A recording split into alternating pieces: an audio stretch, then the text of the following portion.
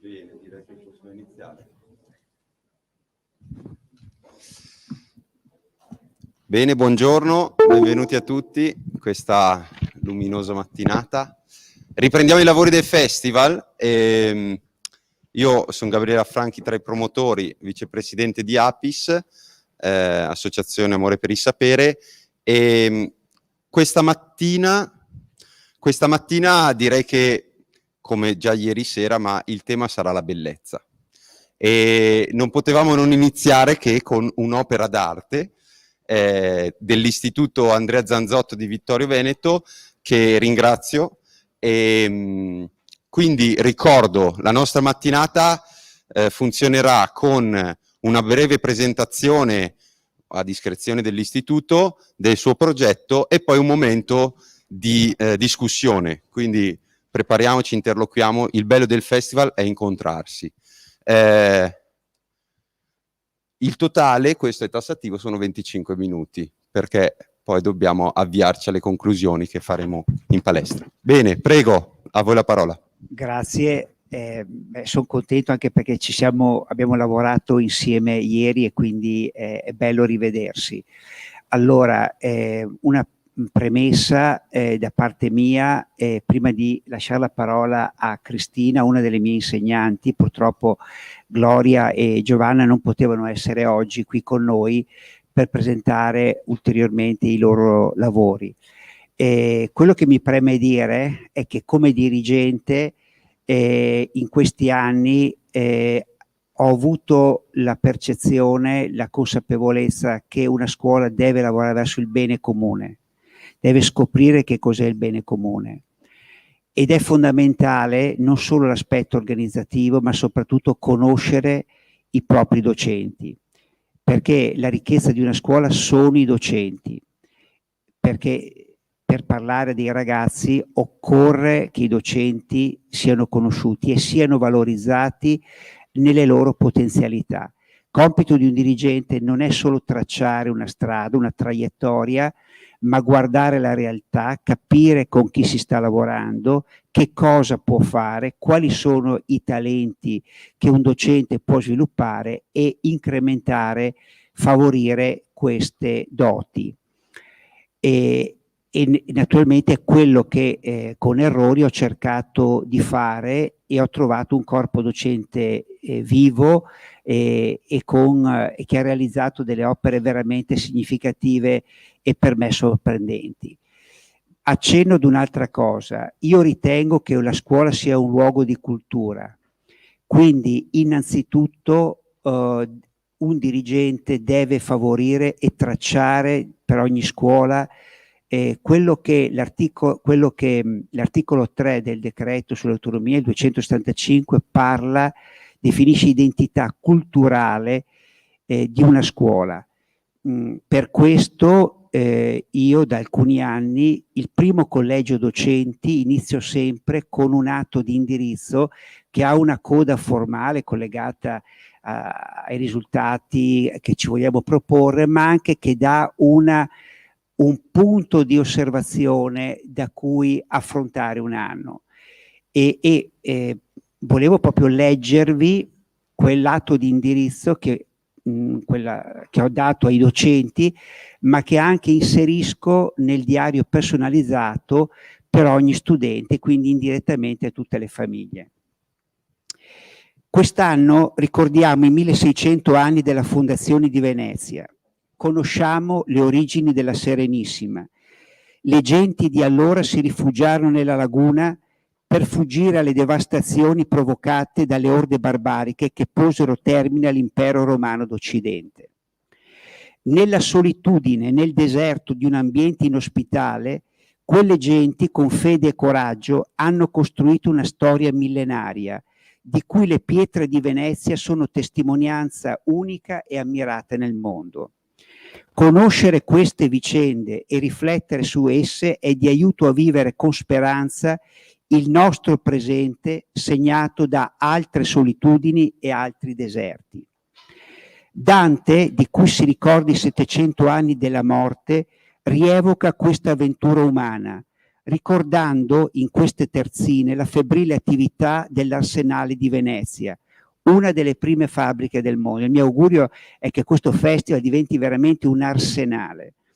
E qui leggo: quale nell'Arsanà dei Viniziani bolle l'inverno la tenace pece, a rimpalmar i legni lor non sani, che navicar non ponno in quella vece, chi fa suo legno nove, chi ristoppa le coste a quel che più viaggi fece, chi ribatte da proda e chi da poppa, altri faremi e altri volge sarte, chi terzeruolo e artimon rintoppa.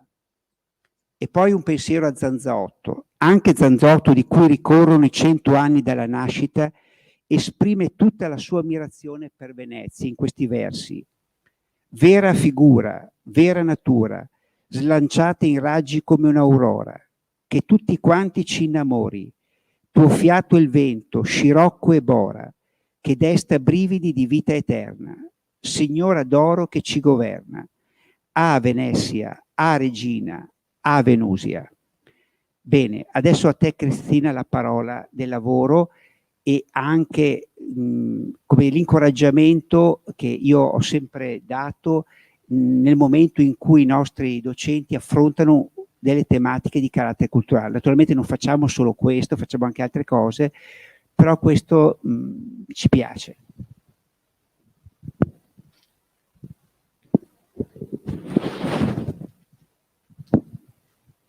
Buongiorno a tutti. Io sono un insegnante della scuola primaria e nel nostro istituto ormai da diversi anni si attuano progetti che riguardano l'ambiente circostante, sia dal punto di vista geografico, storico o artistico, e quello che vi presenterò adesso è uno di questi progetti. Il titolo è un'opera d'arte perché parla di un pittore famosissimo del Cinquecento, Tiziano Vecellio. Siccome Tiziano Vecellio, nato a Pieve di Cadore e vissuto a Venezia, dove si trova anche la tomba presso la Basilica dei Frari, ha un po' visitato tutta la zona del Veneto, lasciando le sue opere un po' in tutte le chiese del Veneto. Anche a Vittorio Veneto, nella chiesa di Santa Maria Nuova a Serravalle, c'è una pala del Tiziano. È legato a Vittorio Veneto anche per il fatto che la figlia, Lavinia, aveva sposato un nobile di Vittorio Veneto, di Serravalle, e Sarcinelli, e ancora oggi a Serravalle c'è il Palazzo Sarcinelli. Quindi, prendendo spunto da questo, abbiamo un po' incentrato il lavoro sullo studio di questo artista, collegato anche però alla conoscenza del nostro territorio. Il titolo è un'opera d'arte proprio perché parliamo di arte. Faccio due cose in uno, velocemente. Grazie, grazie. Allora, il lavoro è partito dalla lettura di un albo illustrato. Il libro è Tiziano il Giovane, edito da Kellerman, ed è stato pubblicato nel 2007 con la collaborazione della Biblioteca di Ponte nelle Alpi, ed è illustrato dai ragazzi, allora è stato illustrato dai ragazzi dei licei artistici di Belluno e di Agordo, Scuola d'arte di Agordo. E partendo dalla lettura di questo libro, poi ci siamo orientati a conoscere questo pittore. Il libro parla però della parte solo di da giovane del Tiziano, quindi da quando era piccolo, che viveva a Pieve di Cadore, e il papà lo ha indirizzato a Venezia per andare ad imparare l'arte della pittura. E la prima cosa che è stata fatta è stata quella di leggere il libro. Leggere e partire dalla lettura di un libro illustrato è molto importante perché coinvolge molto i bambini, nel senso che un libro illustrato, come c'è scritto là, li coinvolge sia dal punto di vista visivo, la lettura, uditivo, cinestetico, e poi loro si appassionano a vedere, a sapere anche la fine della storia. Poi naturalmente deve essere un po' animata questa lettura, non può essere una lettura piatta. Avanti, ok. La seconda fase, qui si vede un po' male, è stata quella di analizzare poi il testo, per cui utilizzando la lavagna Jamboard, che è della piattaforma Google Workspace che noi abbiamo adottato nel periodo della pandemia, che i bambini già sapevano utilizzare perché durante la pandemia gli abbiamo spiegato come funzionava. Sono state create delle slide dove abbiamo riassunto, con l'insegnante di italiano hanno riassunto i personaggi, hanno riassunto i luoghi e poi hanno creato un vero e proprio storyboard dove praticamente si racconta tutta la storia, perché la nostra intenzione era quella di trasformare questo libro in un fumetto. Grazie. Poi i ragazzi hanno realizzato, divisi a gruppi di 4-5 bambini, i fumetti. Ognuno aveva le già le vignette pronte da riempire con i vari disegni. Naturalmente, essendo in gruppo, dovevano un attimo confrontarsi, di realizzare i personaggi, Tiziano che avesse sempre la stessa, che si fosse riconoscibile tra le varie vignette, eccetera. Poi sono stati colorati e hanno realizzato un fascicolo che lo potete vedere poi nel banchetto fuori. Prego.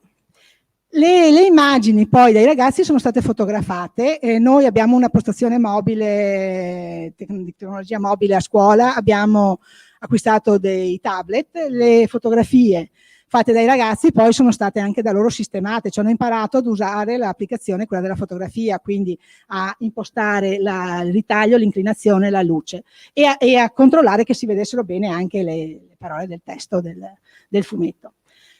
E qui abbiamo praticamente trasformato quello che è uno storytelling in digital storytelling, cioè abbiamo realizzato un video utilizzando sempre un'applicazione per iOS che si chiama Clips, che permette molto facilmente ai bambini di prelevare dalla galleria delle immagini le foto che hanno fatto, tenendo premuto il bottone rosso che c'è in fianco, registrare l'audio. Loro prima avevano deciso chi faceva la voce di Tiziano, chi faceva la voce del fratello, chi del papà, eccetera. Tenendo premuto appunto possono registrare l'audio e si viene subito a creare il videoclip. Se non va bene possono cancellare il clip per clip che hanno realizzato, quello che non gli piace la possono cancellare. Una volta realizzato è possibile aggiungerci un sottofondo musicale che l'applicazione lo mette già di default in modo che sia adatto loro scelgono il tipo di sottofondo musicale. Quindi ogni gruppo ha realizzato il loro video. Prego. Contemporaneamente la scuola, io insegno alla scuola Pasqua, l'altra scuola, la scuola Paravicini, aveva realizzato questo fascicolo che vedete lì su Serravalle. Loro hanno, essendo anche la scuola del quartiere di Serravalle, noi siamo la scuola del quartiere del centro, loro sono la scuola del quartiere di Serravalle, hanno praticamente esplorato il loro quartiere e hanno realizzato un fascicolo dove non c'è solo la descrizione dei luoghi, dei monumenti, ma c'è anche il monumento che parla. Hanno messo come in prima persona. Per cui, prendendo spunto da questo lavoro della mia collega, ho detto, ok, possiamo prendere, siccome a Serravalle c'è la pala di Tiziano Viceglio, possiamo prendere la pala di Tiziano Viceglio e farla parlare. Per cui con un'altra applicazione che si chiama Chatterpix, che può essere installata sempre nei tablet, dopo vi farò vedere il video, la pala ha un taglio, il bambino parla e la bocca si apre e si chiude, per cui sembra la pala che stia parlando. Poi, dal punto di vista nostro, per conoscere la nostra città e per vedere, siccome Vittorio Veneto è una città formata da due comuni, era formata da Cenere e Serravalle, ci sono diversi quartieri e anche due centri storici, Cenere e Serravalle. Quindi per conoscere, per vedere Serravalle dove si trovava, per vedere un attimo dove è localizzata questa pala del Tiziano, abbiamo creato una mappa interattiva con l'applicazione, con la scheda di programmazione Mackie Mackie che si programma con Scratch, dove praticamente toccando i bottoni di metallo che abbiamo inserito nel computer esce il robottino che parla e che dice dove ci troviamo. Qui avevo solo quella della nostra scuola, però spiega dove ci troviamo, quali sono i monumenti, eccetera. Prego. Poi la nostra intenzione l'anno scorso era quella di andare a Venezia, ma non ci siamo potuti andare, quindi speriamo di poterci andare quest'anno. Quindi per unire il percorso da Pieve di Cadore a Venezia abbiamo creato una mappa utilizzando un'altra app che è Google Earth. I bambini hanno segnato i punti essenziali dove Tiziano ha lavorato, c'è stato. Di Venezia, adesso qua non si vede, c'è naturalmente, si può ingrandire la mappa, ci sono la casa dove abitava, la Basilica dei Frari, l'Accademia, Palazzo Ducale, eccetera. E bello è che c'è anche il percorso del Piave, perché Tiziano da Pieve di Cadore a Venezia è arrivato seguendo il corso del Piave con i zattieri, cioè con le zattere che portavano il legname a Venezia nel 1500. Quindi abbiamo anche collegato la geografia che di solito si fa in quarta e quindi ai fiumi del Veneto. Per racchiudere il tutto, per avere un unico, diciamo così, contenitore, abbiamo utilizzato un'altra web app che è Genially, che permette di realizzare una presentazione che però poi è riconducibile a un link, e qui abbiamo inserito, i bambini hanno inserito tutto quello che avevano fatto. In più abbiamo fatto anche insieme una ricerca di alcuni video su YouTube che illustrassero i quadri, le pale del Tiziano, le più famose, e abbiamo inserito anche quelle. Inoltre c'è la possibilità con questa web app di spostare gli elementi, se si vuole, per cui in una pagina io gli ho messo il pennello con alcune opere in modo che potessero spostarlo per andare a indicare, perché abbiamo parlato del rosso Tiziano, per andare ad indicare dove nei quadri si trovava questo famoso rosso Tiziano. Oppure legato alla geometria il discorso che molti quadri sono traducibili a figure geometriche, per cui la parte superiore è un cerchio, sotto è un rettangolo, e anche si assomigliano da una pala all'altra, ci sono delle somiglianze. Ecco, le app utilizzate sono queste: Jamboard, che è quella di Google, quella che non so pronunciare il nome bene, serve per disegnare. Comunque noi abbiamo degli iPad, abbiamo fatto una scelta degli iPad, quindi sono la fotocamera. Clips è quella che vi ho detto per fare i video, quella è Chatterpix che serve per far parlare le immagini, Google Earth, e poi due siti che è Scratch per programmare il Makey, e Genially che è quello per la conclusione, per il coso conclusivo. Ecco, una cosa che abbiamo cercato di fare, cerchiamo di fare quando utilizziamo questa tecnologia, è quella di utilizzarla in modo che i bambini e i ragazzi mettano le mani in pasta, che non sia una tecnologia passiva. E facendo un corso di aggiornamento, appunto, ho saputo di questo studio che è stato fatto negli Stati Uniti, dove dicono, al 2015, ma comunque, il 75% delle app sono app istruttive, ovvero quelle che vengono definite chiuse e necessitano di un investimento cognitivo minimo da parte di chi apprende. Si tratta di app che rafforzano la conoscenza attraverso le ripetizioni di schemi. Mi viene in mente i giochini per imparare le tabelline, insomma, come cosa. Poi ci sono le app manipolative, queste consentono anche di modificare e quindi danno la possibilità di fare di più al ragazzino. Quelle che abbiamo usato noi invece sono tutte app costruttive, che sono ben poche, però ci sono, perché le app sono talmente tante, e quelle che vengono definite aperte, che permettono ai bambini di creare contenuti attraverso la funzione usa, modifica, crea. Tutte quelle app che avete visto alla fine, se si aprono, non hanno niente, sono i bambini che devono metterci di loro, che sia il loro disegno che fotografano, che sia il loro testo che scrivono, comunque devono metterci del loro. E quindi è un po', diciamo così, come mettere proprio le mani in pasta. Non magari posso fare un esperimento scientifico, lo fotografo, creo uno storyboard, creo una storiella di quello che ho fatto, e qui loro vanno ad approfondire quello che già avevano fatto mettendo le mani in pasta. Ultima, poi, la tecnologia per fortuna ci permette di condividere, nel senso che con i codici QR inseriti nei fascicoli che avevano realizzato ogni bambino, a casa il nonno, la zia oppure l'amico dell'altra regione gli viene inviato e hanno il lavoro pronto. Se volete dopo abbiamo anche i codici, e quindi se volete vedere il lavoro sul Tiziano è lì. Questo è uno dei tanti lavori. E ne abbiamo fatti altri a livello, diciamo così, di conoscenza del nostro ambiente. Siccome siamo da Vittorio Veneto, 3 anni fa, era il centenario della guerra, e quindi noi abbiamo subito nel 2017-18, l'anno dell'invasione, abbiamo creato ad esempio il calendario con tutti gli episodi mese per mese che sono avvenuti durante l'invasione. Poi ci sono state delle colleghe che hanno fatto un lavoro che è solamente digitale sull'altro quartiere, che è il quartiere di Ceneda.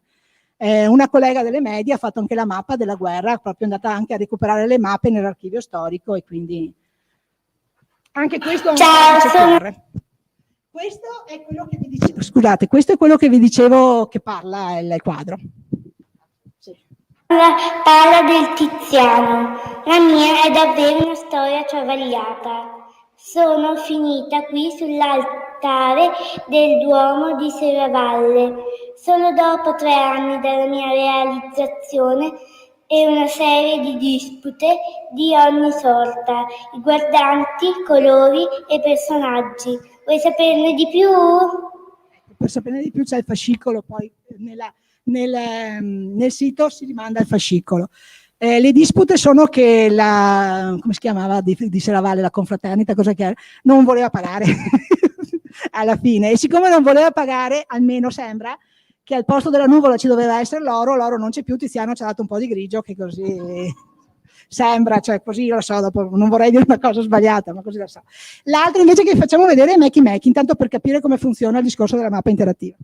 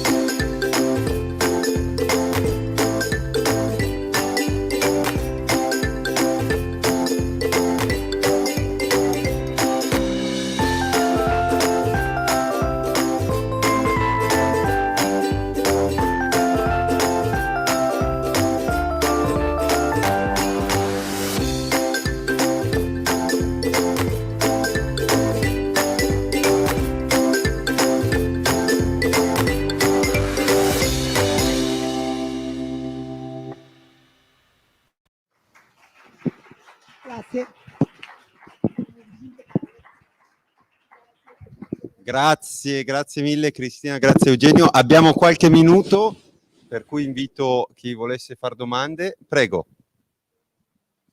Vieni pure qui che c'è. No, va bene, gira la telecamera. Prego.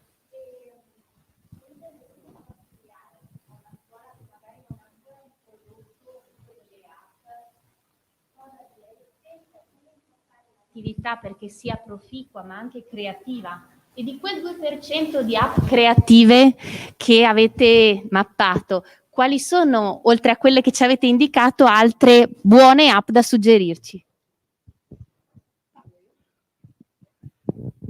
Una sola parola, si fa una partnership. Allora, innanzitutto non voler aver tutto, perché in tecnologia ogni giorno c'è una novità, per cui ti viene il collega che ti dice i Chromebook, i tablet, gli iPad, e se si vuole aver tutto si fa una gran confusione, alla fine non si ha niente. Quindi indirizzarsi su, noi come istituto ci siamo indirizzati, come PC normali ne abbiamo. Riguardo gli schermi interattivi ci siamo indirizzati su una marca che è la Smart, e riguardo i tablet ci siamo indirizzati sugli iPad. Non perché siano iPad o chissà che cosa, ma perché hanno, secondo noi, la possibilità di investire più nella creatività del ragazzo.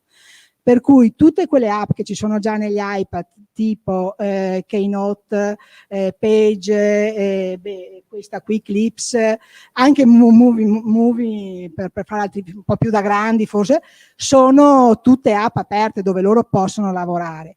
Ce ne sono altre come Chatterpix che sono della stessa serie, cioè scaricando quella poi si vedono le altre, che permettono di fare anche con i più piccoli dei brevi storytelling, prendendo le immagini da sotto, cioè puoi sceglierti il cavallo, farlo parlare, puoi metterci la tua voce, ce ne sono parecchie, bisogna fare non è semplice, bisogna fare provarle. Poi naturalmente ogni tanto va bene anche l'app chiusa, perché se io devo fargli ripassare, non so, ripeto, le tabelline, visto che insegno matematica, c'ho l'app e lì si divertono anche là, però fargli capire che la tecnologia non deve essere passiva, deve essere attiva. Ma i bambini hanno un iPad personale? No, allora noi non abbiamo questa fortuna.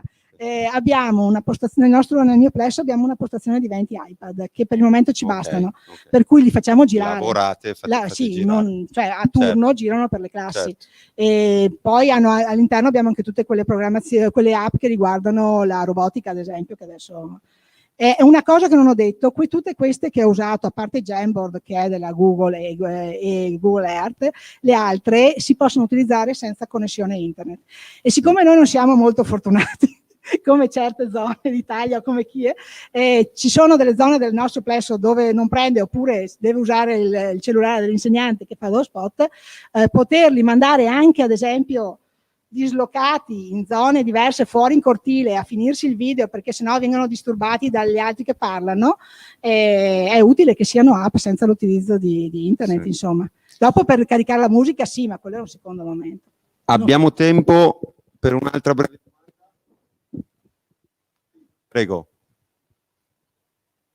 Si presenta a nome, da dove vieni? Sì, no, vabbè, sono Nicola Corea, sono un docente di tecnologia della scuola media, quindi volevo chiedere, utilizzate qualche app per disegno tecnico soprattutto magari sull'iPad?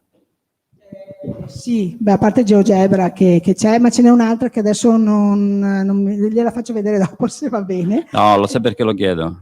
Perché è così difficile disegnare sull'iPad.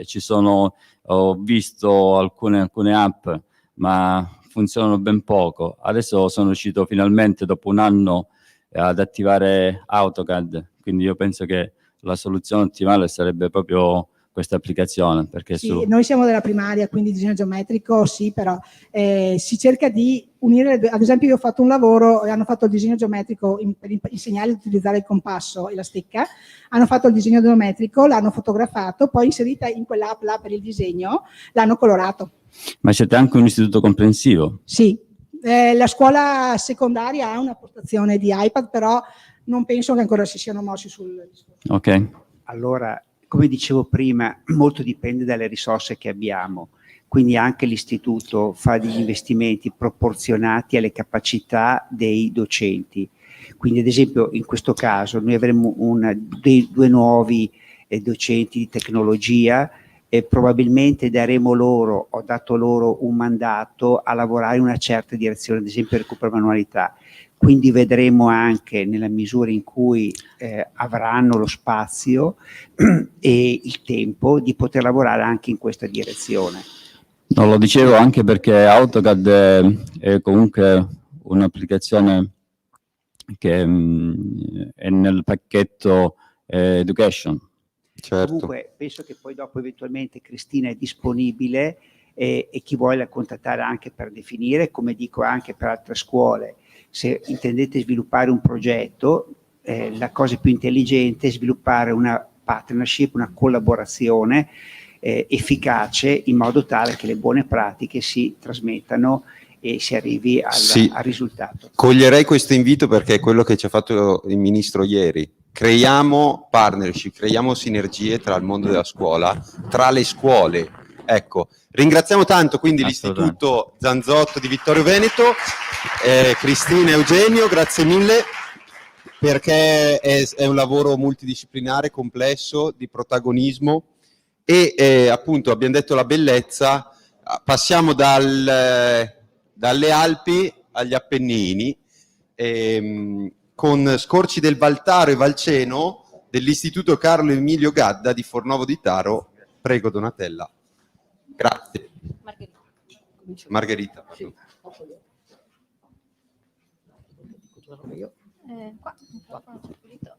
Buongiorno a tutti. Acceso, sì? No. Sì. Vicino alla bocca. Acceso. Pronto?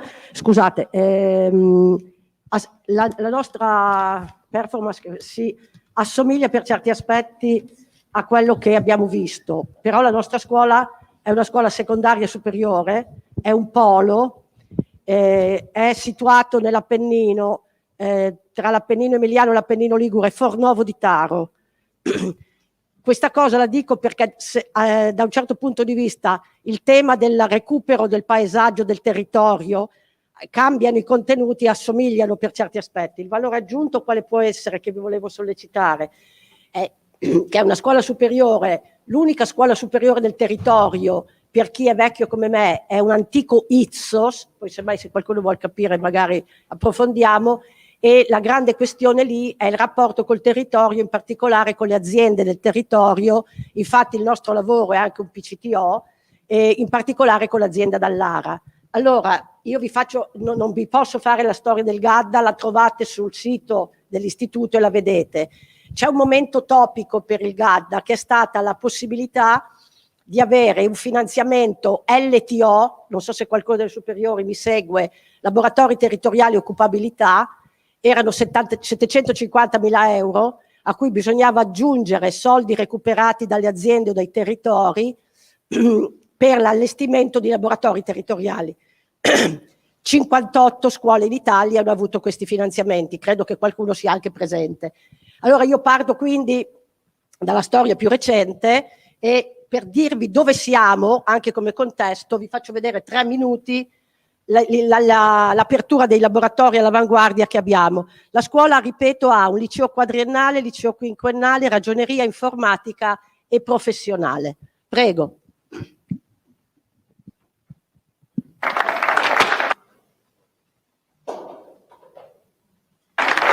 Ginas, patron dell'omonimo team di Formula 1, ma soprattutto big mondiale delle macchine utensili, taglia il nastro del nuovo laboratorio inserito nel campus della formazione realizzato nell'area polifunzionale dell'Istituto Gadda di Fornovo. È l'ultimo tassello, fiore all'occhiello della cittadella dedicata alle tecnologie dell'industria 4.0, dove studenti, docenti, imprese, centri di ricerca potranno apprendere e sperimentare soluzioni innovative. È la dimostrazione che quando si lavora insieme, quando c'è determinazione, quando c'è veramente tanto impegno, si può riuscire, perché credo che in pochi territori ci possono essere dei laboratori come questo dove i ragazzi potranno veramente imparare a prepararsi per il domani e a imparare anche a come adeguarsi al dopodomani. Da anni l'azienda di Varano si occupa della produzione dei telai per assi in Formula 1, anche da qui nasce l'interesse per il nostro territorio.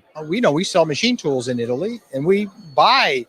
Vendiamo macchine utensili per auto in Italia, compriamo parti per la Formula 1 in Italia. È una buona relazione commerciale, possiamo investire nei giovani studenti affinché imparino a usare i nostri macchinari utensili e l'alta tecnologia, confidando che diventino in futuro i nostri clienti. Dallara è conosciuta in tutto il mondo per la sua ingegneristica e per la sua capacità di fabbricare auto, è per quello che siamo qui, è qualcosa di unico. So that's why we come here. It's a very unique business. L'evento è stato introdotto da un convegno che ha visto la partecipazione del presidente della regione Bonaccini, finanziato dal MIUR per un importo pari a 750.000 euro. Il laboratorio LTO di Fornovo ha ottenuto contributi da fondazioni e imprese private per 1,5 milioni. È il frutto della collaborazione di una rete virtuosa e ampissima di soggetti. Se questo è stato possibile perché abbiamo trovato amministratori pubblici, abbiamo trovato funzionari, abbiamo trovato docenti, professori che ci hanno messo di più di quello che gli era richiesto. Cioè voi pensate che questa cosa l'abbiamo fatta in 1 mese e mezzo, con agosto di mezzo, con le scuole chiuse e i docenti che venivano qua non pagati, solo perché credevano in questo sogno e sapevano di poterlo fare. Sono per ora operativi diversi spazi funzionali coprogettati con aziende all'avanguardia. Si parla di innovazione dalla robotica, passando da stampa 3D e realtà aumentata, a disposizione di una vasta comunità. Questi laboratori sono destinati in primis agli studenti del GAD, in quanto il finanziamento LTO è un finanziamento MIUR, ma dato il grande contributo delle imprese, sono anche aperti nei momenti in cui non sono occupati dall'istituto a tutto il territorio, intendesi gruppi di persone cittadini, gruppi di operai che devono rinnovare e aggiornare il loro curriculum, quant'altro che il territorio richieda.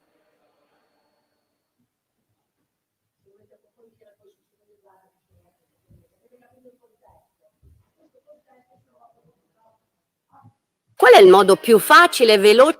In questo contesto si muovono le progettualità, quindi anche questa di che adesso vi viene rappresentata. Con me c'è la professoressa Michela Chiappa, che è referente di progetto, e abbiamo portato anche dottor Tamborino, che è l'azienda con la quale abbiamo collaborato per fare esperienze di PCTO su mandato loro dell'azienda, in accordo anche col comune di Fornovo.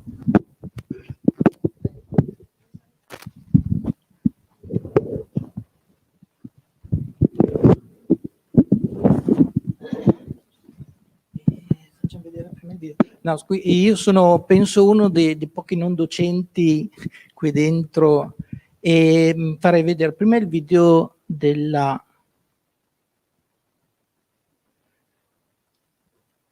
Posso visitare Duomo?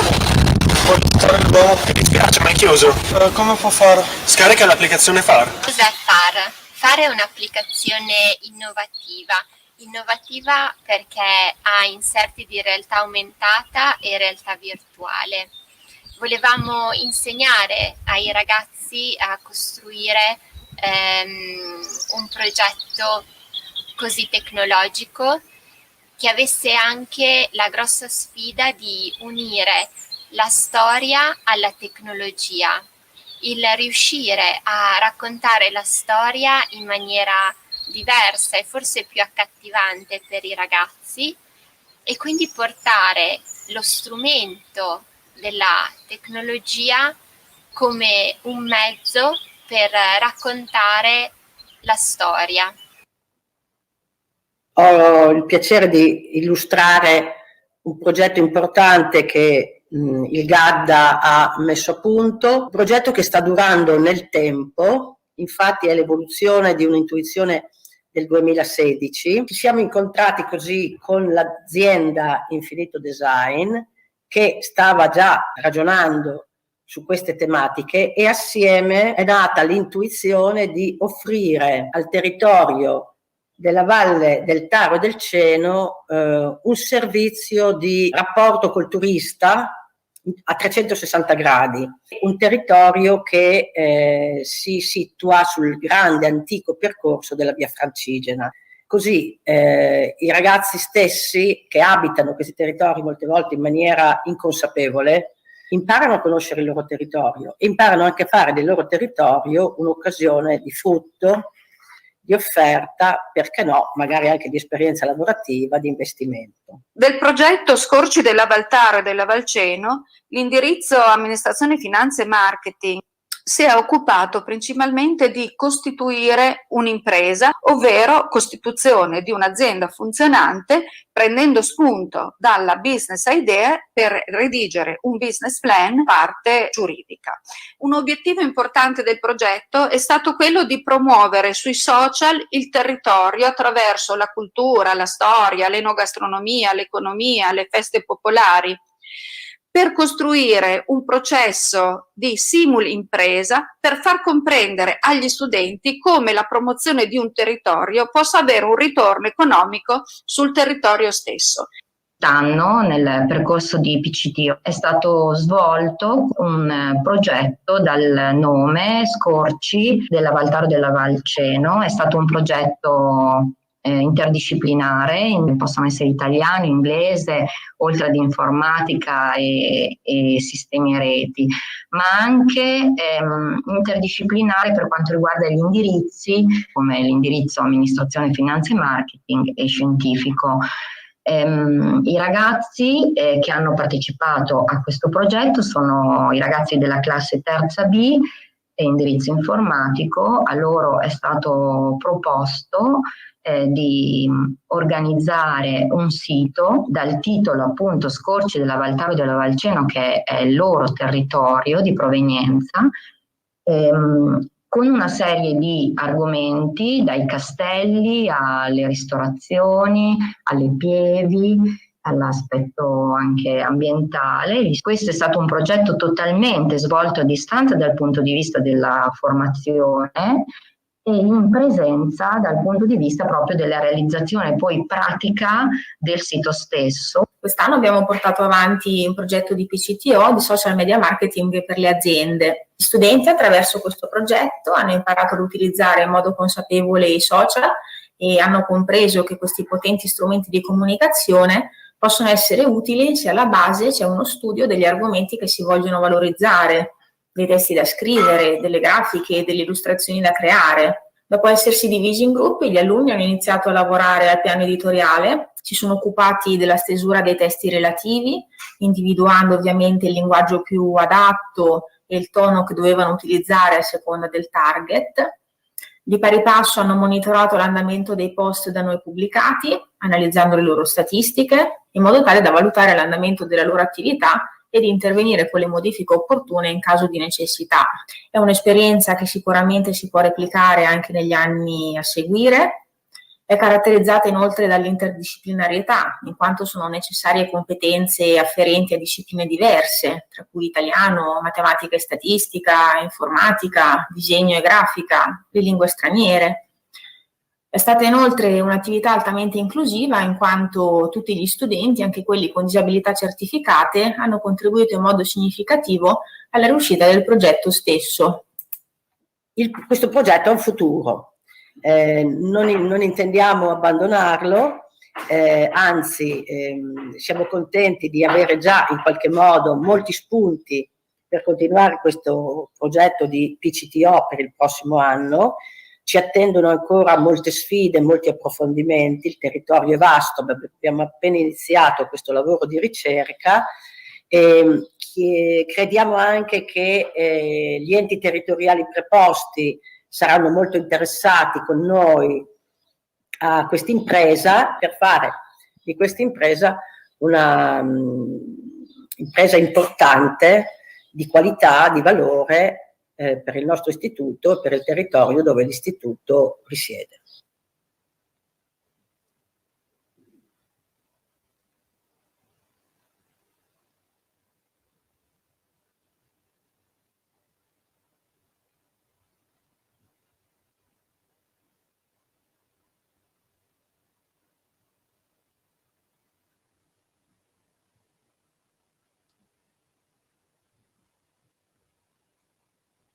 Sì, il percorso era iniziato nel 2015-2016 e l'idea era quella di portare una collaborazione all'interno della scuola, quindi avere questo binomio impresa-scuola e una capacità di crescita reciproca.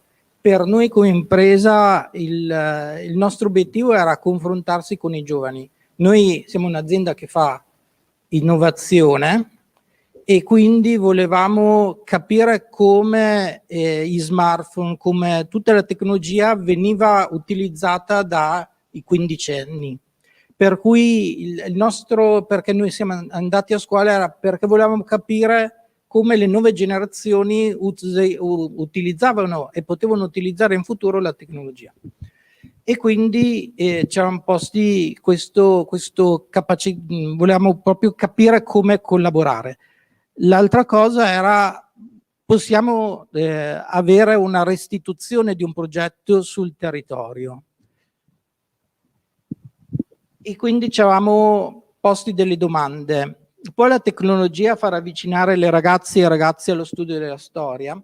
Questo perché noi non siamo un'azienda che fa informatica. L'informatica per noi è uno strumento per raccontare qualcosa che può essere l'impresa, il territorio e così via.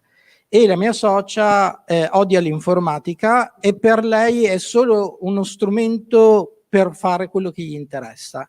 Per cui lei, che è del territorio, che ama il territorio, dice: ma me della realtà aumentata mi interessa niente, per cui io voglio solo capire se con lo strumento posso far avvicinare degli studenti che si occupano di informatica allo studio del loro territorio, capire cosa c'è attorno.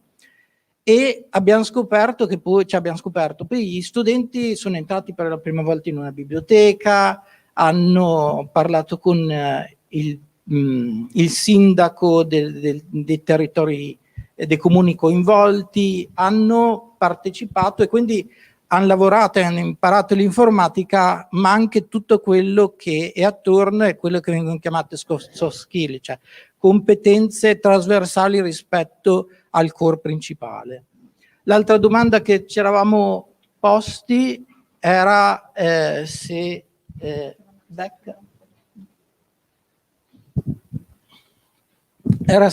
la scuola con un'impresa alle spalle, nel senso che capire se insieme si poteva costruire un prodotto utile per il territorio, quindi una sinergia tra il territorio e l'impresa, un po' quello che abbiamo visto nell'intervento di prima, una restituzione di un racconto. L'idea era: ok, io costruisco un prodotto, ha un taglio solo didattico, può avere anche un qualcosa che il turista, chi abita il territorio, può usufruire, oppure addirittura in questo caso anche le altre imprese locali del territorio possono usufruire di un prodotto nato da una scuola che raccoglie le persone di quel territorio, quindi è diciamo così, un'economia circolare o un modo di raccontare e costruire il territorio stesso. Andiamo avanti, questo l'abbiamo detto, insomma. Siamo partiti da questa immagine del 1400 in cui c'è il territorio della provincia di Parma, dove c'è il territorio di Fornovo, e quindi ho detto come andiamo a leggere questo, quindi avvicinare la storia alla tecnologia, perché poi l'abbiamo usata come base per la realtà aumentata.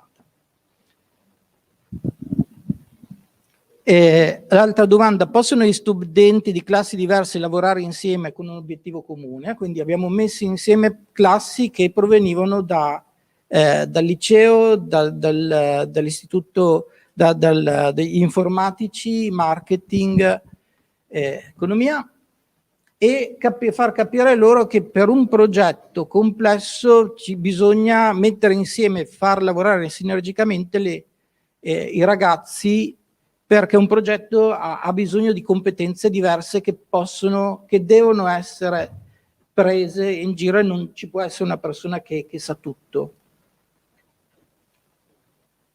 e quindi abbiamo coinvolto l'economico e ok, secondo me posso finire qua.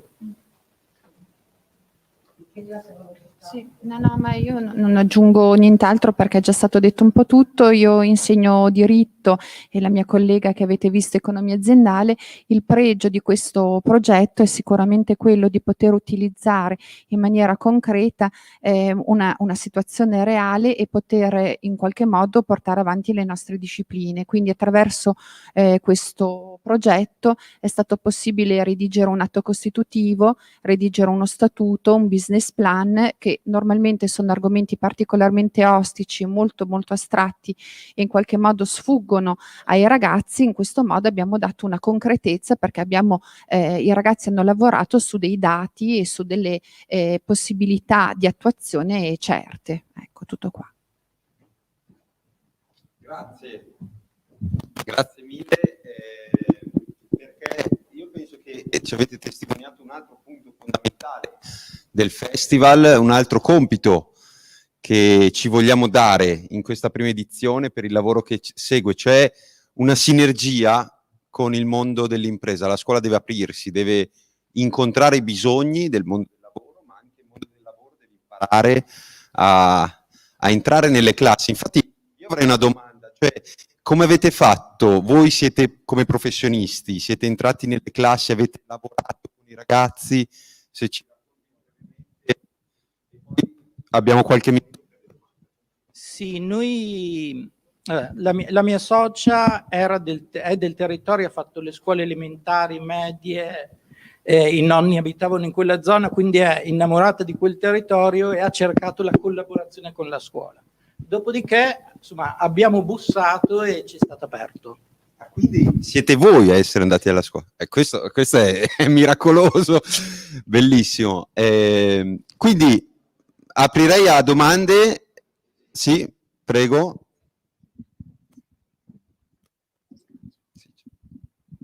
Prego, arriva il microfono. Elisa glielo porta subito. Se si presenta così ci conosciamo. Sì, sono Antonio, Istituto Comprensivo Patari di Catanzaro. Prima, a parte il fatto del concetto dell'azienda che va a scuola, inutile dirle che per me più che un sogno è un'utopia, dalle mie parti, ma ci lavoriamo. Prima in una slide lei ha fatto vedere come e se era possibile interessare più classi. È possibile portare il progetto in più istituti di ordini, gradi diversi e di località diverse? Sì, sì, sì.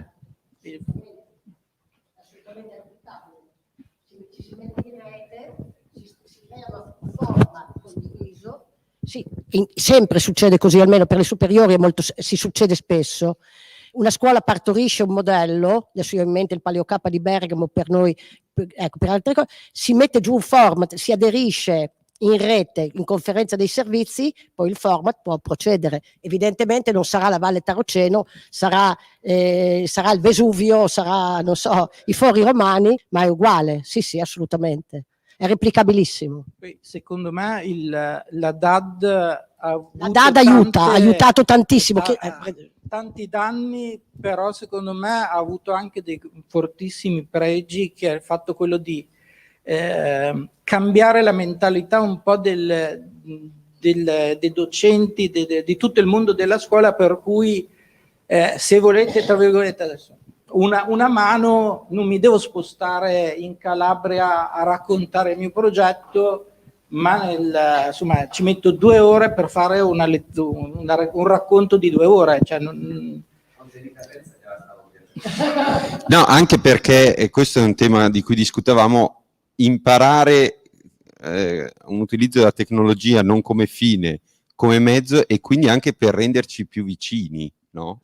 Questo io penso che sia una questione. Il progetto Scorci della Valtaro, cioè nella nostra idea era Scorci d'Italia, nel senso che diventava Scorci di Parma, Scorci di allora col festival lo faremo. La nostra Scorci d'Italia. Chiaramente è irrealizzabile, però col touring, chiamiamo il touring club. Abbiamo scoperto Fornovo che tra virgolette conosciamo, cioè nel senso che io abito a 30 km da quella zona lì, quindi insomma le mie vacanze, le mie gitarelle domenicali insomma erano anche in quei luoghi lì, ma poi abbiamo scoperto, facendo lavorare i ragazzi, la ricchezza del territorio. Ogni chilometro c'è un castello, c'è stato un castello. Maria Luigia ha fatto le case cantoniere per fare la strada che portava a Parma per le merci, insomma, dal mare, da Spezia a Parma. Ho scoperto ieri che nella Val Ceno ci sono 3 o 4 punti fatti da Maria Luigia, cioè insomma c'è una ricchezza enogastronomico, e vabbè, quello lì ormai a Parma si mangia e basta, però c'è anche una ricchezza culturale, storica che noi ormai ci stiamo perdendo, ma poi anche non è conosciuta dai nuovi cittadini, cioè nel senso che Sì, no, abbiamo tempo ancora per una domanda, per insomma, sembra che veramente il tema di come poter aiutare professionalmente anche i nostri ragazzi, quello che diceva lei, no, professoressa, avvicinarli anche a temi più ostici in un compito di realtà, cioè in un impegno. Questo che ha detto che Una degli chiave. stranieri, noi abbiamo tantissimi stranieri a Fornovo e Langhirano, perché poi l'altra sede che abbiamo, il GAD ha 2 sedi, una a Fornovo e una a Langhirano. Abbiamo tantissimi stranieri, per cui che noi possiamo raccontare loro dove sono capitati. I nostri ragazzi molte volte non lo sanno dire, gli storici, e gli stranieri non conoscono. Quindi c'è anche un valore culturale di integrazione nello spingerli a fare questa cosa. Approfitto per dire, ecco, perché mi è saltato fuori, purtroppo questo è Fornovo, io sono la stessa preside, a 40 km ho la sede staccata a Langhirano, è un altro mondo. Magari ne parliamo dopo con qualcuno. È un altro mondo, è un altro territorio, c'è un'altra sensibilità culturale da parte degli industriali, c'è stato un altro giro politico, la stessa preside fa 2 cose diverse. Scusate, era solo... Quindi direi un applauso alla dirigente, al GAD di Fornovo, grazie, quindi ci risentiremo senz'altro. E adesso dal paesaggio passiamo alla tavola e chiamo dell'Istituto Saffi di Firenze la dirigente, la professoressa, per presentarci il Pi Greco Day.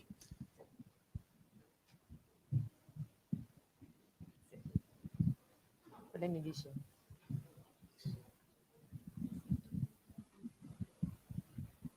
Io inizio, intanto faccio una breve presentazione. Sì? Perfetto. Allora, buongiorno. Ecco, ci siamo. Mentre la professoressa sistema gli ultimi accorgimenti tecnici, io vi do il benvenuto e soprattutto ringrazio gli organizzatori. Ringrazio gli organizzatori intanto per aver pensato a un evento in presenza. Abbiamo sofferto la mancanza di confronto in presenza proprio per 1 anno e mezzo, stessa cosa che hanno sofferto i nostri studenti. Noi come Istituto Alberghiero abbiamo avuto la fortuna, diciamo così, anche durante lo scorso anno, di poter far venire i nostri studenti a scuola per le attività laboratoriali. Allora, nel momento in cui non era possibile fare gli stage esterni, non era possibile appunto portare fuori i nostri ragazzi, abbiamo pensato che fosse opportuno utilizzare le esperienze che già a scuola venivano fatte e implementarle per rinforzare i laboratori, per rafforzare le competenze professionali e per rendere coeso il consiglio di classe delle singole classi anche con le materie e delle competenze di base. Voi sapete che appunto l'istituto professionale nel primo anno ha 14-15 discipline e un'utenza molto difficile.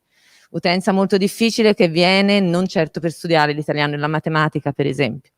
Quindi già nel tempo, e la professoressa Gheri che è con me adesso ve lo racconterà, erano emerse sia queste difficoltà sia le volontà degli insegnanti di lavorare insieme per poter avvicinare in maniera divertente e in maniera concreta i ragazzi anche alle discipline di base. Loro facendo questo progetto si sono divertiti, negli anni il progetto è cambiato e ve lo racconterà la professoressa Gheri. Per noi il risultato è raggiunto, i ragazzi si divertono, gli insegnanti sono soddisfatti, si migliorano, si mettono alla prova e di conseguenza riteniamo di aver raggiunto il nostro risultato, sicuramente migliorabile e soprattutto esportabile anche in altre classi. Sono molte le classi che si sono messe in gioco con questo progetto, ma dobbiamo cercare di coinvolgere tutti quanti. Quindi io lascio la parola alla professoressa Gheri, che naturalmente ringrazio, di nuovo grazie agli organizzatori e adesso mi siedo insieme a voi. Grazie. Grazie, buongiorno a tutti. Io mi chiamo Costanza Gheri, insegno matematica all'Istituto Alberghiero Saffi di Firenze ormai dal 2014 e cerco di sintetizzarvi un attimino lo spirito, insomma l'idea dalla quale è nato questo progetto e vi faccio una breve carrellata dell'evoluzione del progetto negli anni e mi concentrerei un po' di più sul progetto che poi abbiamo realizzato quest'anno. Allora, ovviamente gli studenti che scelgono di frequentare l'istituto alberghiero non lo scelgono per fare le lezioni di matematica e quindi bisogna trovare un modo di fargliele digerire, prima cercando di instaurare un dialogo, un rapporto di qualche genere per arrivare poi a svolgere anche il programma, che bene o male qualcosa bisogna fare. E direi che queste sono le parole che rispecchiano di più lo spirito di questo progetto e sono le parole della moglie del professor Shaw, che è l'ideatore del Pi Greco Day.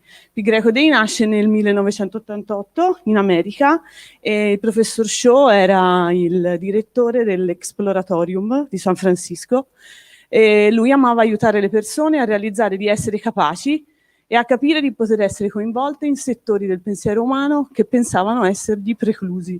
Quindi quando arrivano i ragazzi in prima, la matematica non ci ho mai capito niente, i genitori a volte sono convinti che sia un problema genetico, perché anche loro non ci capivano niente, e quindi insomma questa cosa va un po' scardinata.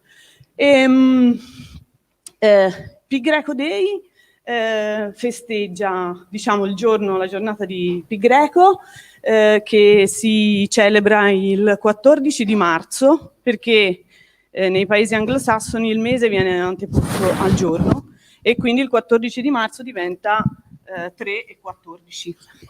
Meglio? Ah, ok. Dal 1988 ormai la giornata è stata riconosciuta a livello mondiale e da quando abbiamo cambiato la nostra dirigente abbiamo iniziato quindi nel marzo del 2018 questo progetto. Inizialmente è stata una scommessa, anche la preside ha una formazione matematica, quindi un'altra laureata in matematica come me. E la prima cosa che mi ha proposto era di provare a pensare una qualche attività con la quale si potesse celebrare il Pi Greco. E quindi abbiamo pensato a questo progetto. Un'altra delle caratteristiche del progetto iniziale è che appunto nell'Exploratorium il professor Shaw ha precorso i tempi, perché comunque lui utilizzava già le discipline STEM o STEM. Noi preferiamo la versione con la A perché nelle nostre attività è sempre ormai coinvolta la collega di discipline pittoriche, perché diciamo che l'idea iniziale è che sicuramente il linguaggio dell'arte e della possibilità di esprimersi dal punto di vista artistico è più accattivante della possibilità di esprimersi con la matematica. Poi alla fine si cerca di, non dico equipararle, ma quasi. I docenti coinvolti, ormai il gruppo storico del progetto è il gruppo di matematica, perché pur essendo un alberghiero, il gruppo di colleghi nel quale sono arrivata è veramente ricco di tanti visioni diverse della stessa materia, e insomma ci compensiamo e ci aiutiamo a vicenda. E una collega, ma anche più di lettere, che comunque sono sempre fondamentali per questi progetti, per la parte anche di esposizione e trasferimento al pubblico, la collega di discipline pittoriche e le discipline tecnico-pratiche. Nel tempo il progetto, come diceva la dirigente, ha coinvolto varie classi, ovviamente quelle dove insegno, che sono già rassegnate, ormai lo sanno, e quindi chi è con me fa progetto Pi Greco Day. Però nella scuola abbiamo l'indirizzo di cucina, sala e accoglienza turistica, e ovviamente per creare un evento sono fondamentali tutti e tre gli indirizzi, e riusciamo sempre a coinvolgere comunque classi di tutti i nostri indirizzi. Il primo progetto Pi Greco Day sotto questa forma nasce, appunto, è stato realizzato nel 2017-2018. L'anno era un anno di cambiamento, la preside era appena arrivata e quindi abbiamo un po' barato, perché abbiamo utilizzato un'idea dell'anno precedente, quando il professore di cucina, il professor Frangini, che è il nostro vicepreside, mi aveva chiesto durante un consiglio di classe se fosse possibile trovare una qualche formula o una regola matematica che potesse descrivere la bellezza o la piacevolezza di un piatto. E ovviamente, pensando alla bellezza, ho pensato alla sezione aurea, che è estremamente legata alla matematica e è un argomento con il quale si possono affrontare vari argomenti, anche di quelli che poi vengono trattati in classe. E quindi l'idea, faccio molto rapidamente, è stata quella di creare 2 menù, quindi una degustazione, diciamo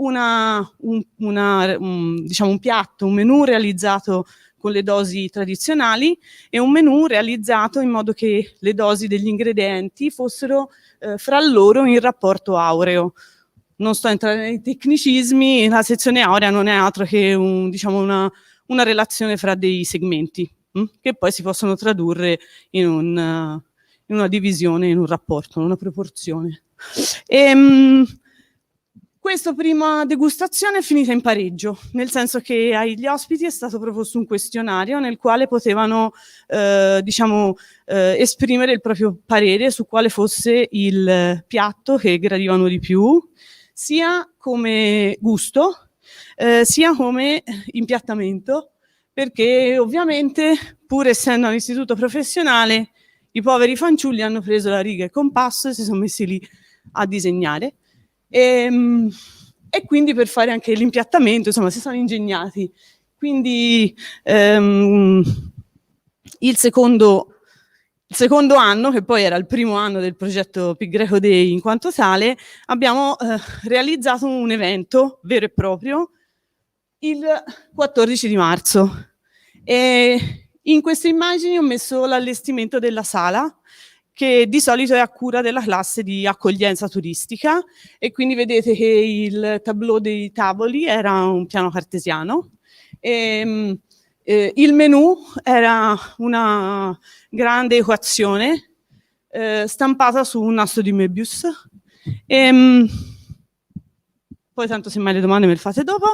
I centrotavola sono realizzati con la tecnica dell'origami, che è un'altra delle mie passioni, che spesso al biennio viene utilizzata per spiegare qualche concetto di geometria molto semplice. Questi sono i ragazzi che hanno realizzato tutti e due gli eventi, quindi questa è la classe di cucina che io ho avuto fin dalla classe prima, e quindi ormai erano proprio le vittime sacrificali. Il secondo anno dopo un confronto appunto con la dirigente, la scena è stata interessante, è stato un primo approccio, ma volevamo che fosse un progetto che potesse intanto coinvolgere più classi e che potesse essere anche diciamo, presentato maggiormente ai genitori e all'esterno. E quindi è diventato un pomeriggio matematico nel quale si sono diciamo, inseriti, nel quale sono stati presentati più laboratori. Mostra di pittura, vedete, perché questo era il buffet. Non so se si legge bene, però cannocchiali al prosciutto, polpette planetarie, volovan platonici, crostini surrealisti, saccottini di Newton, bigne gravitazionali, perché l'evento è stato realizzato partendo dalla partecipazione di una delle classi al progetto Adotta Scienze e Arte nella tua classe, perché anche se siamo un alberghiero noi ci proviamo. E il progetto consisteva nel partire dall'analisi di un aforisma, abbiamo scelto principalmente quello di matematici, e realizzare un'opera pittorica che diciamo riassumesse o comunque rappresentasse in qualche modo l'idea dell'aforisma, e da lì poi è nata l'idea del buffet durante la presentazione della mostra, e nelle altre aule della scuola c'erano alcuni laboratori. Queste sono alcune delle opere realizzate dai ragazzi. E nelle varie aule c'erano i ragazzi che piegavano i tovaglioli e parlavano dei solidi platonici e raccontavano di un laboratorio fatto sulla panna cotta, dal quale sperimentalmente si ricava il numero pi greco. C'era piaciuto e quindi avevamo pensato di riproporre l'anno successivo la stessa formula. Il problema è che l'anno successivo era il 2020 e quindi il 4 di marzo era già tutto pronto, le classi erano a posto, la pubblicità era partita, l'evento c'era, ma non l'abbiamo potuto realizzare.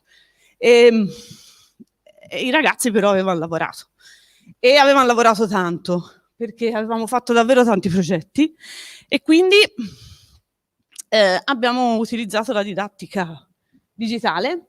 Questa è la copertina della presentazione che abbiamo realizzato con Prezi, che è appunto un programma di presentazioni, non so se lo conoscete. E ciascuna classe ha realizzato un video, una presentazione sui laboratori che sarebbero stati presentati durante il pomeriggio. Anche in questo caso Pantografo da pasticceria è una diciamo l'attività che poi abbiamo utilizzato per partecipare al premio laboratorio matematico, che è istituito dalla facoltà di matematica dell'Università di Firenze, al quale, nonostante siamo un alberghiero, continuiamo a partecipare con entusiasmo. Quest'anno in particolare non abbiamo potuto organizzare i nostri percorsi di PCTO e quindi in realtà poi a maggio sono partiti i ragazzi, però durante l'anno non sapevamo se avremmo potuto fare qualcosa.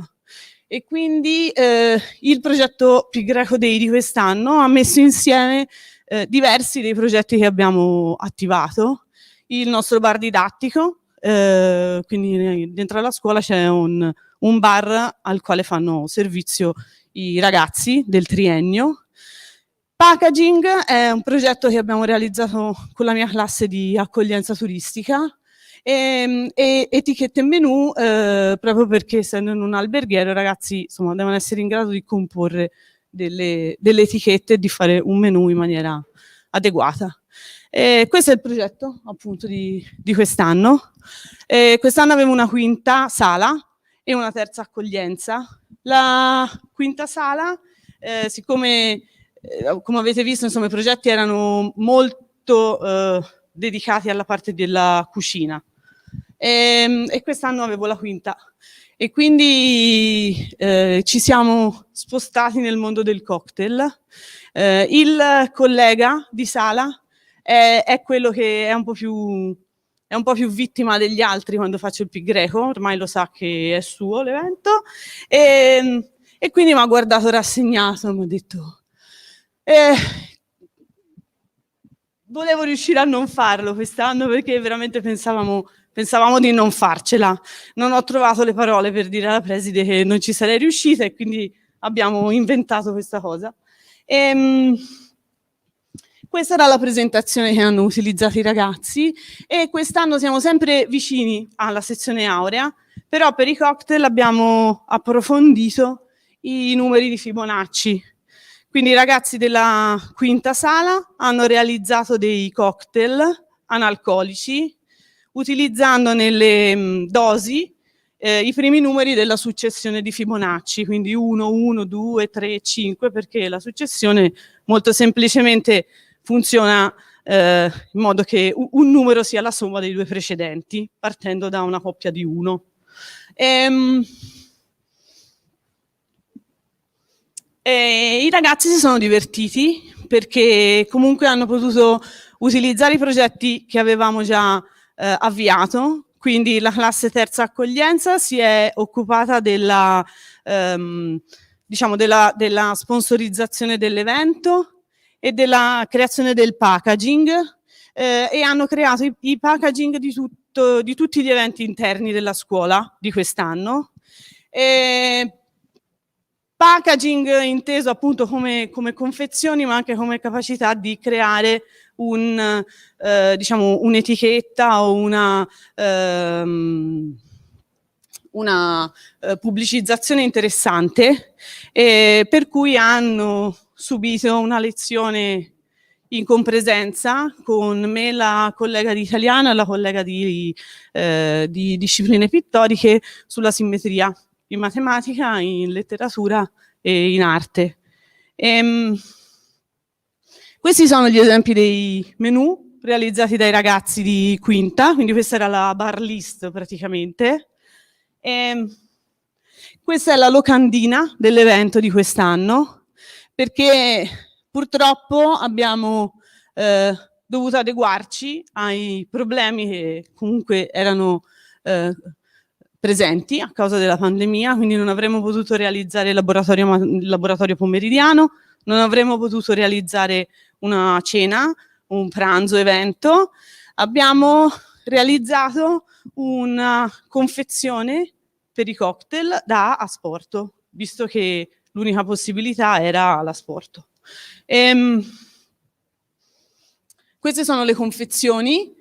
Ovviamente le confezioni sono a tema matematico, quindi nella classe terza sono stati affrontati appunto i numeri di Fibonacci, la storia del pi greco dei, l'introduzione dello zero, che insomma non è una cosa da poco, perché la collega di lettere per l'appunto era in quella fase lì del programma, e la poesia di ti illustra i numeri, e una poesia trovata da una ragazza che io non conoscevo e che mi ha fatto conoscere lei sulla sezione aurea.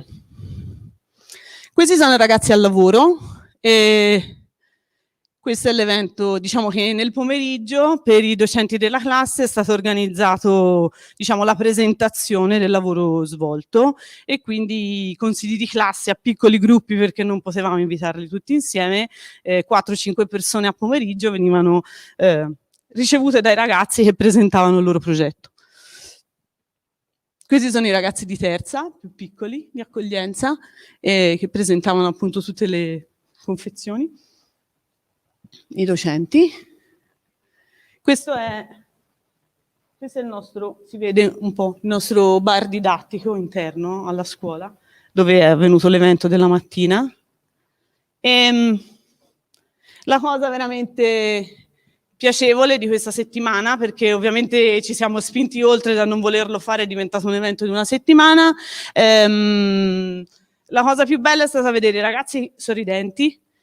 La scuola è ripartita perché è stato il primo evento che abbiamo fatto in presenza I colleghi potevano andare al bar e prenotare il cocktail da portare a casa.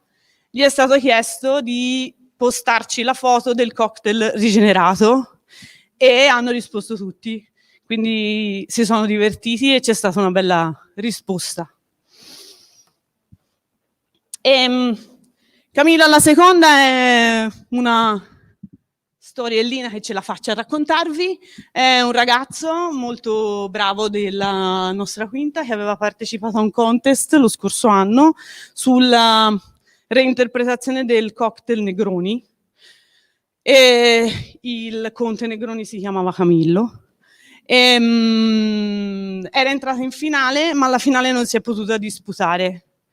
I cocktail non potevano essere alcolici, ma vista questa situazione la preside ci ha concesso di fare 2 giorni del fine settimana nei quali si poteva vendere l'edizione limitata del cocktail di questo ragazzo, e l'abbiamo chiamato Camillo alla seconda perché così un po' di matematica c'era.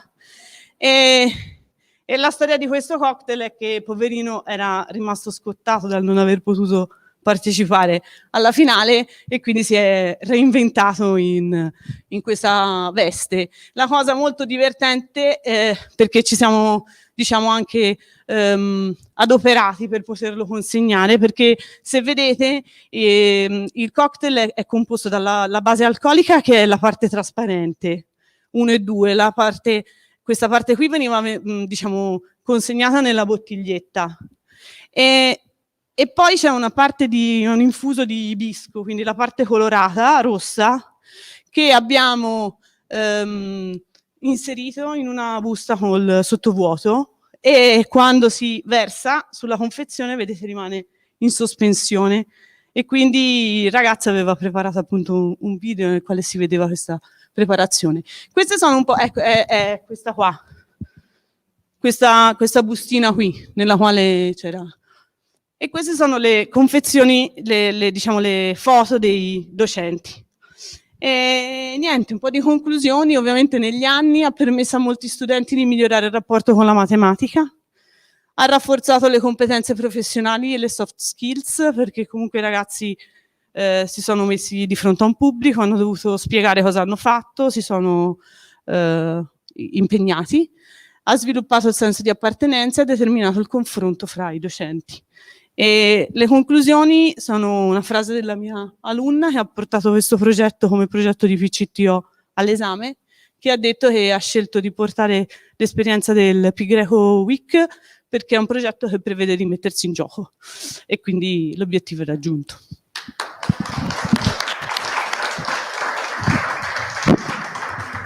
Grazie Costanza, grazie dirigente, perché ci avete testimoniato anche la tenacia nello sviluppare un progetto, nel portarlo avanti, nel migliorarlo, nel non abbandonarlo, e perché questo penso è un grande invito anche per tutto quello che stiamo conoscendo e per quello che già facciamo nelle nostre scuole.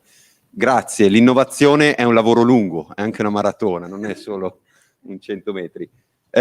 Possiamo darci qualche secondo se ci sono domande specifiche? Se no, potremmo... a me la cosa che ha colpito di più, senz'altro, è questa sfida di appassionare alla matematica dei cuochi, no? Penso che da questo punto di vista lavorare insieme sia fondamentale. Io insegno filosofia in uno scientifico, ogni tanto chiedo ai miei colleghi di fisica, ma dove mi posso attaccare? Sì. Sì, no, sicuramente, anche perché in realtà poi gli argomenti che si collegano sono anche abbastanza basilari, quindi è solo un discorso, insomma, di provarci, di vedere dove si riesce a arrivare. Fortunatamente il nostro vicepreside mi ha, fra virgolette, sfidata, e comunque il gruppo di docenti negli anni si è veramente evoluto, è un bel gruppo di lavoro che è ovviamente fondamentale, perché da soli non si potrebbe realizzare niente. Certo. Ancora grazie quindi all'Istituto SAFE di Firenze. Chiamerei quindi l'Istituto Gaulenti di Biella, magari ci diamo 2 minuti proprio mentre si preparano per respirare e chiacchierare, però non alziamoci, cioè non facciamo una pausa perché i tempi sono stretti. Però.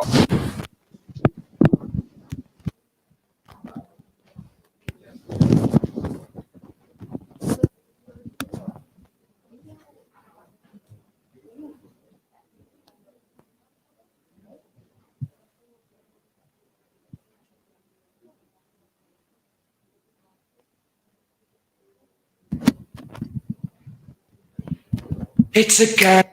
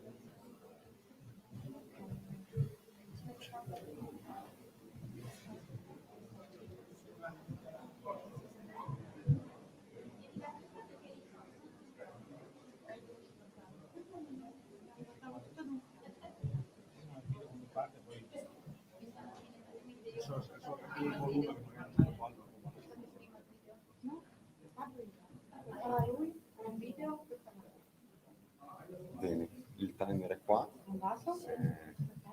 Benissimo. Dai. Bene, allora, se ci sediamo, riprendiamo, continuiamo con Mani in Pasta, quindi continuiamo sulla cucina. I professionali, stiamo scoprendo, sono una risorsa per spingerci alla creatività, perché siete dei creatori e quindi vi ascoltiamo volentieri. Grazie.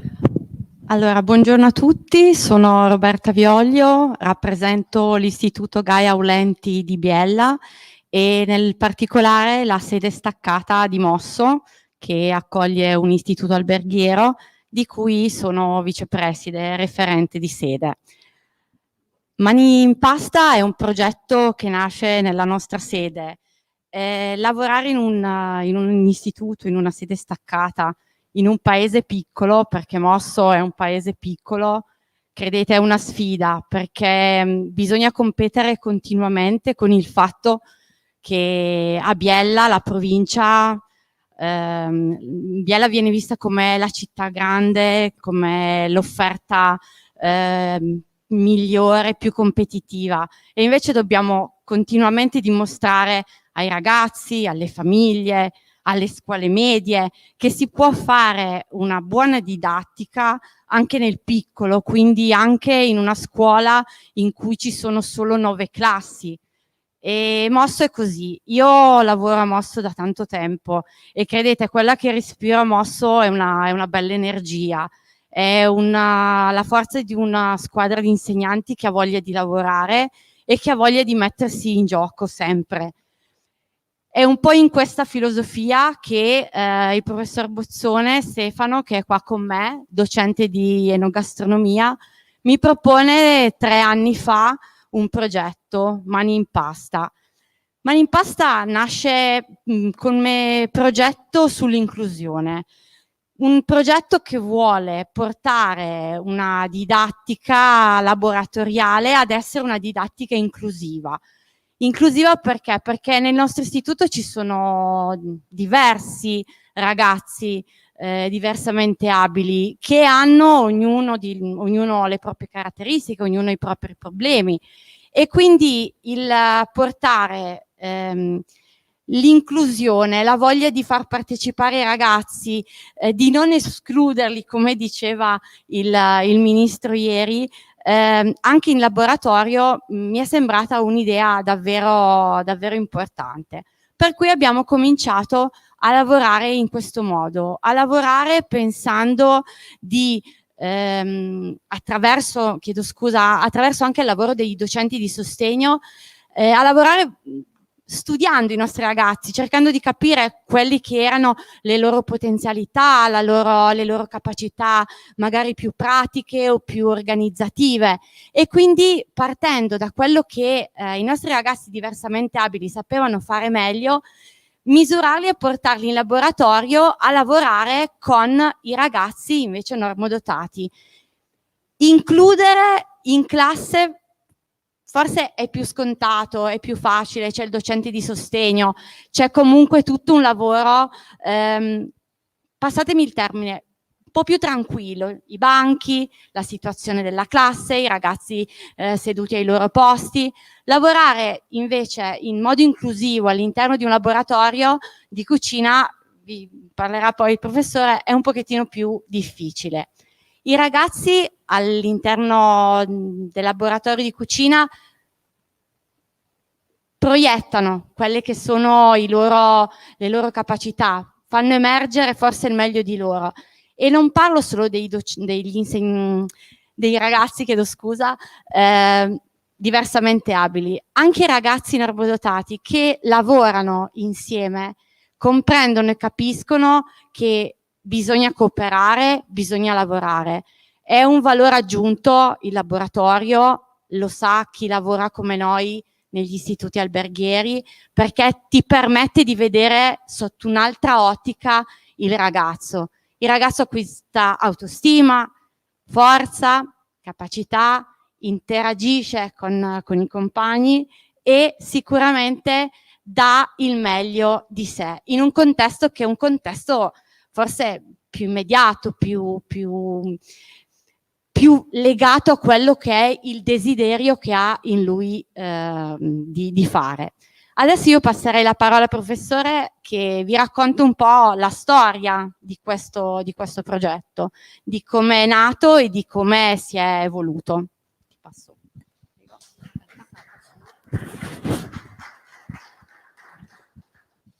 Buongiorno, sono il professor Bozzone Stefano, docente di enogastronomia.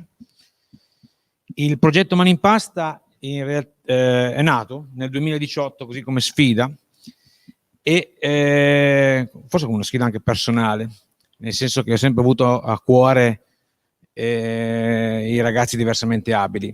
Nel mio percorso di inserimento nell'ambiente della scuola ho avuto modo di durante il precariato, diciamo, quindi ho avuto modo di fare anche 3 anni su sostegno e quindi avere un contatto più diretto per quanto riguarda la gestione di certe problematiche. Devo dire che la scuola alberghiera, essendo un istituto professionale, si presta molto a venire incontro per quello che riguarda l'aiuto di certe tematiche, quindi andare incontro ad aiutare questi ragazzi a inserirsi in un mondo sempre più difficile. Per venire al sodo, nel 2018, trasferendomi anche da un'altra scuola e prendendo quindi sede nel Gaolenti di Mosso, mi viene in mente di proporre un progetto nuovo nel quale venisse ulteriormente ampliata quella che è l'inclusione dei ragazzi appunto nelle attività laboratoriali. Queste attività laboratoriali, nello specifico, riguardavano la produzione inizialmente di prodotti di arte bianca, prettamente di pasta fresca. Siamo partiti con la produzione di legacci, una sorta di tagliatella, chiamata legacci appunto perché potevano così rappresentare le stringhe delle scarpe. L'abbiamo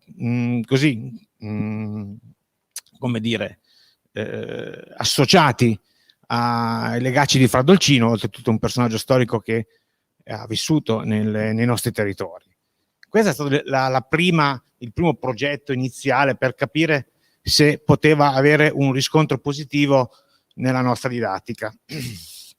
In realtà questo riscontro c'è stato e devo dire che da cosa è nata cosa e abbiamo iniziato con tutta una serie di produzioni artigianali di prodotti di pasticceria legati poi anche a una risposta da parte del territorio, quindi degli enti del comune, della Proloco, che ci hanno aiutato poi nella distribuzione di questi prodotti.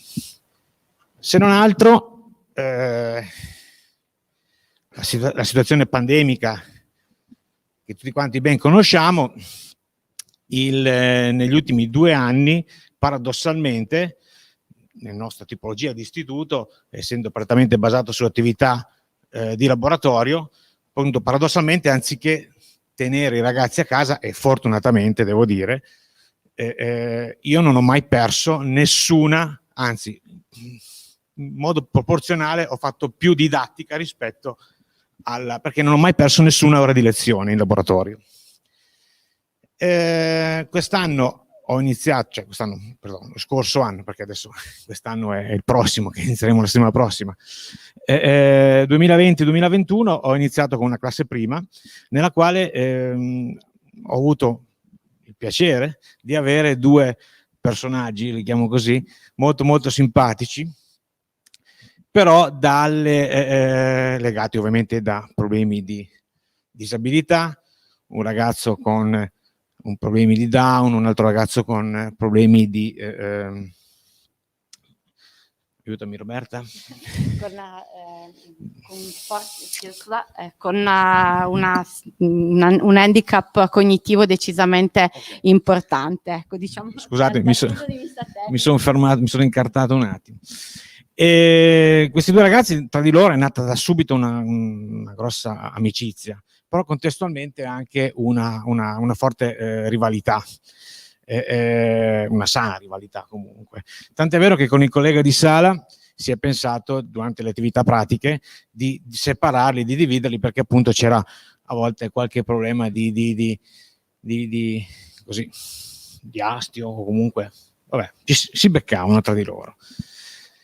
Si è pensato, ma perché non sfruttiamo questa rivalità e proponiamo qualcosa di alternativo, o perlomeno una lezione nel quale venisse dedicata interamente questa lezione alla loro presenza. Prendendo esempio dal blasonato programma Masterchef, si è pensato di fare una lezione e quindi l'abbiamo chiamata Master Pizza. In questa lezione abbiamo diviso la classe in 2 squadre, sostanzialmente, quindi sulla fattispecie di come potrebbe essere la programmazione che tutti quanti penso che conosciamo, vista in televisione.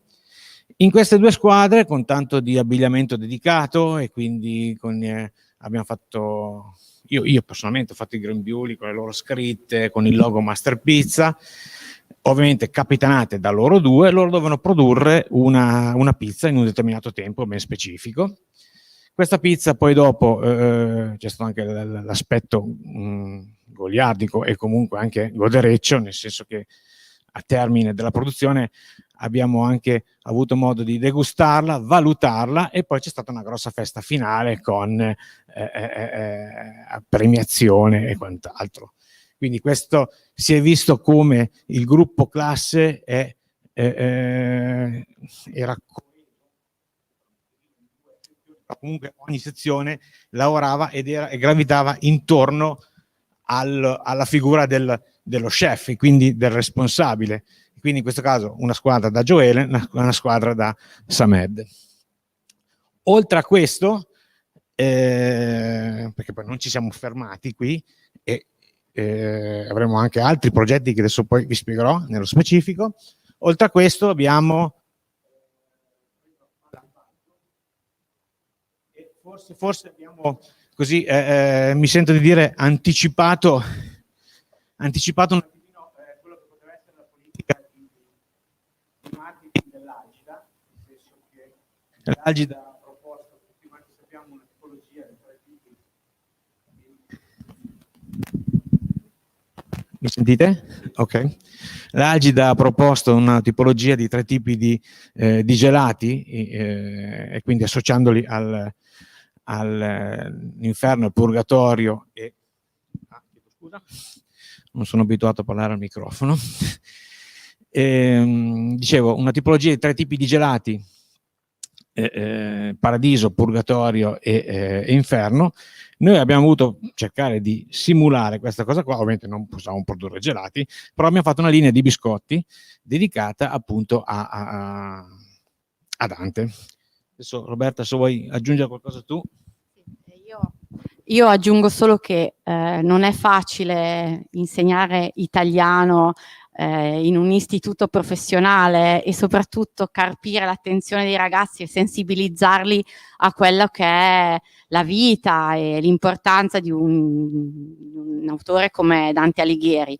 Noi ci abbiamo provato così, ho chiesto aiuto al professor Bozzone e con Mani in Pasta, con i ragazzi di Mani in Pasta, abbiamo creato questa tipologia di biscotti, studiando gli ingredienti, legandoli a quelli che erano le caratteristiche appunto dell'inferno, del purgatorio e del paradiso, e quindi confezionando questi biscotti e appunto lanciandoli nel territorio con tutti gli eventi legati alla provincia di Biella.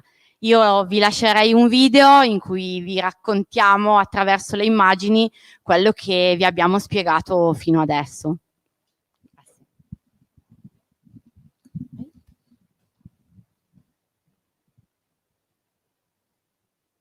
Magic, it's a kind of magic, a kind of magic.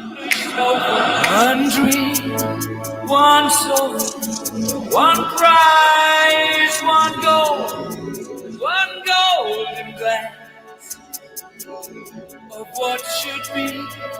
It's a kind of magic. Of life that shows the way. No mortal man can win this day. It's a kind of magic. The bell that rings inside your mind is challenging the doors of time. It's a kind of magic. The way it is, eternity. The day will dawn on Saturday. Is this the kind of magic?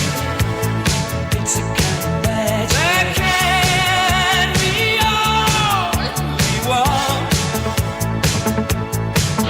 This rage that lasts 1,000 years will soon be done. This flame that burns inside of me, I'm hearing secret harmonies. It's a kind of magic. The bell that rings inside your mind is challenging the doors of time.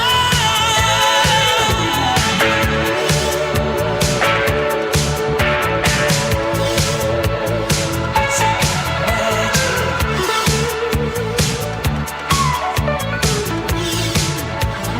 It's a kind of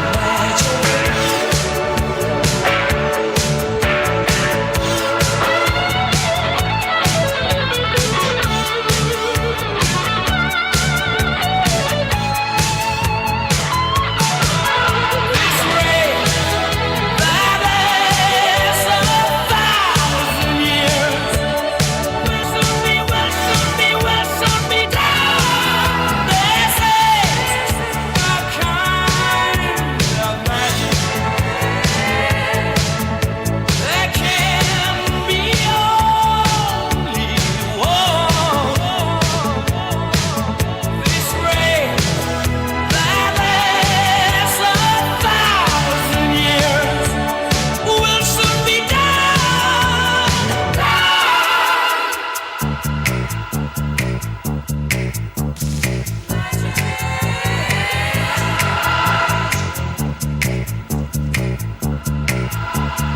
It's a kind of magic, magic, magic, magic.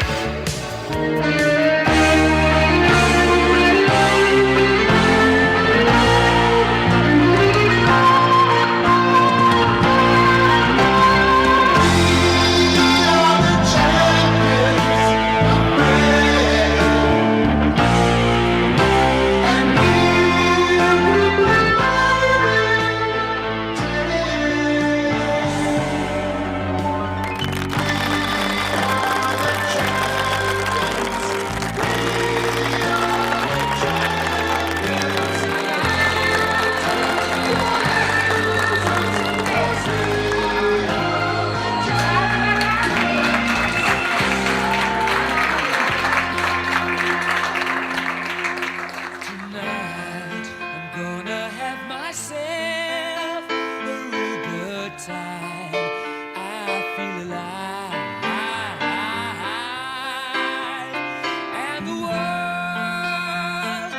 turning inside out. Yeah. I'm floating around in ecstasy, so don't stop me now. Don't stop me, 'cause I'm having a good time, having a good time. I'm a shooting star leaping through the sky like a tiger, defying the laws of gravity. I'm a racing car passing by like Lady Godiva. I'm gonna go, go, go, there's no stopping me. I'm burning through the sky, yeah. 200 degrees, that's why they call me Mr. Fahrenheit. I'm traveling at the speed of light. I wanna make a supersonic man out of you. Don't stop me now. I'm having such a good time. I'm having a ball. Don't stop me now. If you wanna have a good time, just give me a call. Don't stop me now. Good time. Don't stop me now. Good time. I don't wanna stop at all. Yeah. I'm a rocket ship on my way to Mars on a collision course. I am a satellite. I'm out of control. I'm a sex machine ready to reload like an atom bomb about to explode. I'm burning through the sky. 200 degrees, that's why they call me Mr. Fahrenheit. I'm traveling at the speed of light. I'm gonna make a supersonic woman of you.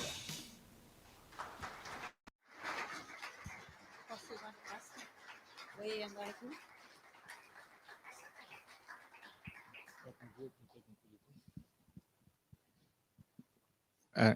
Ok, forse si è capito che ci piacciono i Queen. Va bene, no, a parte questa battuta, volevo solo riprendere nella prima canzone It's Kind of Magic di Freddie Mercury, dove dice appunto one dream, one soul, one prize e one goal. E quindi un sogno, un'anima, adesso mi emoziono un po', scusatemi, un prezzo che si deve pagare per realizzare molto probabilmente questo sogno, questo progetto, che ci porta ad avere un obiettivo. Comunque questo obiettivo, penso per quanto riguarda i miei colleghi nella mia scuola, ogni giorno ci sia continuamente da combattere, da affrontare nuove sfide. E nulla, ecco, io volevo solo ringraziare anche l'amico Ruggero Coltro che ci ha aiutato nella realizzazione del video. È una persona squisita, disponibilissima, e spero che ci senta adesso in streaming. Roberta, chiudi. Allora, il valore aggiunto delle realtà territoriali è proprio questo: cercare nel piccolo amici che ti aiutano. In questo caso Ruggero è un tecnico, cameraman, che ci dà una mano in queste cose. Chiudo dicendo appunto che l'entusiasmo, la voglia di fare nella nostra scuola c'è, si respira. La scuola affettuosa di cui parlava il ministro, io orgogliosamente la difendo e la sento a mosso ogni mattina in cui entro nelle aule.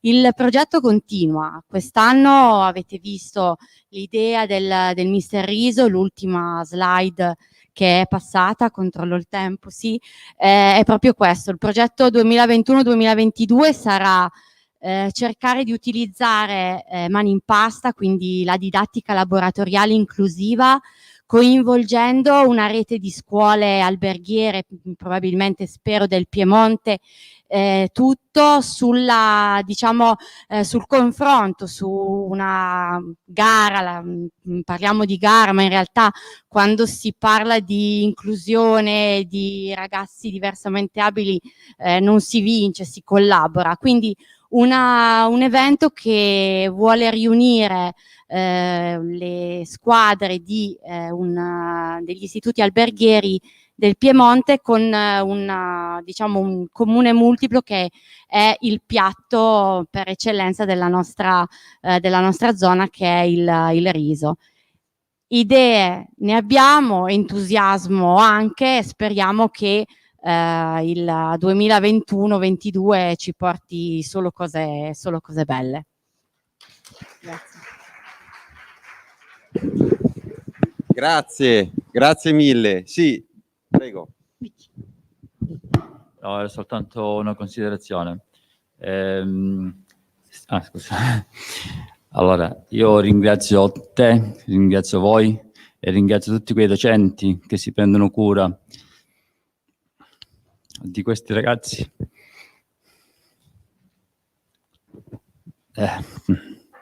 Parlo così perché sono un genitore di una ragazzina Down che fa il 3º anno nell'istituto alberghiero, e quindi grazie perché pensate a loro, cercate in tutti i modi di integrarli, di includerli, ed è veramente qualcosa di eccezionale. Grazie. Guarda,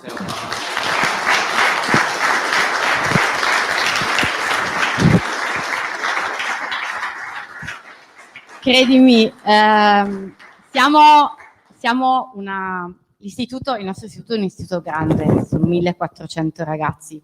I miei ragazzi di Mosso sono 150. Tutto il nostro istituto lavora con una grandissima attenzione all'inclusione, e noi siamo partiti un po' da questo, grazie a un team di docenti importanti, grazie a una referente del sostegno che saluto perché so che ci sta ascoltando, che è Daniela Sandigliano, che ci aiuta, che ci sprona, che ci sgrida e che ci porta ad avere un'attenzione forte. Io vi ringrazio Alberto per la possibilità. Io volevo, ringrazio veramente voi, e voi avete dato una testimonianza di quello che diceva anche Giorgio Vitadini ieri, che la vera innovazione è l'educazione, no? Cioè non si tratta, poi si inventano anche robe belle, come voi inventate giustamente i progetti, anche perché i ragazzi hanno bisogno di fantasia e creatività, ma la vera innovazione è l'educazione, cioè prendersi cura di questi ragazzi. E volevo dirti anche all'amico, la tua commozione è la nostra commozione, perché vedere degli adulti che appunto si prendono cura, io all'inizio avevo detto che coraggio ci vuole a sostenere la speranza dei giovani, ed è veramente commovente. Io quando ho letto i progetti del festival all'inizio, giuro, mi commuovevo a pensare che c'è della gente che si prende cura dei ragazzi, cioè, e questa è veramente la vera innovazione, ecco, volevo dire questo. Grazie a tutti. Elisa, c'è una domanda? C'è una domanda? No. Ah no, ho sbagliato io. No, anch'io ringrazio davvero, e prendo anche spunto da quello che diceva il professore, non sono abituato ad avere il microfono in mano, perché secondo me il bello del festival è che finalmente abbiamo un microfono in mano noi, prof. Lo dico, ma perché cioè, iniziare l'anno così, ma cosa vuol dire? Vuol dire raccontarsi e vuol dire imparare, no? Da chi ha qualcosa da raccontare. Quindi veramente grazie. Grazie a voi. Allora concludiamo con gli ospiti che ci hanno tanto accolto in questi giorni.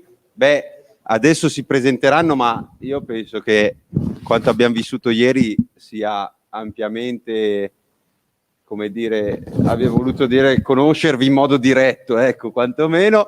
Quindi gli amici del DF Valdobbiadene ci raccontano della loro scuola, del loro progetto Prodotti di classe. Prego Elisa. Sì, inizio io. Mi stavo commuovendo anch'io, quindi sono dovuta uscire da me stessa per riuscire a rientrare qua dentro. Allora, Prodotti di classe è nato un po' di anni fa sull'idea, il nome ovviamente sicuramente è partito dal nostro dirigente e calza a pennello. Adesso vi spieghiamo quali sono i due prodotti. Ce ne sarebbero altri due, uno è in costruzione, uno è stato un po' bloccato per il nome che aveva, quindi presentiamo quelli che attualmente sono in uso. Allora, perché portiamo avanti i prodotti di classe?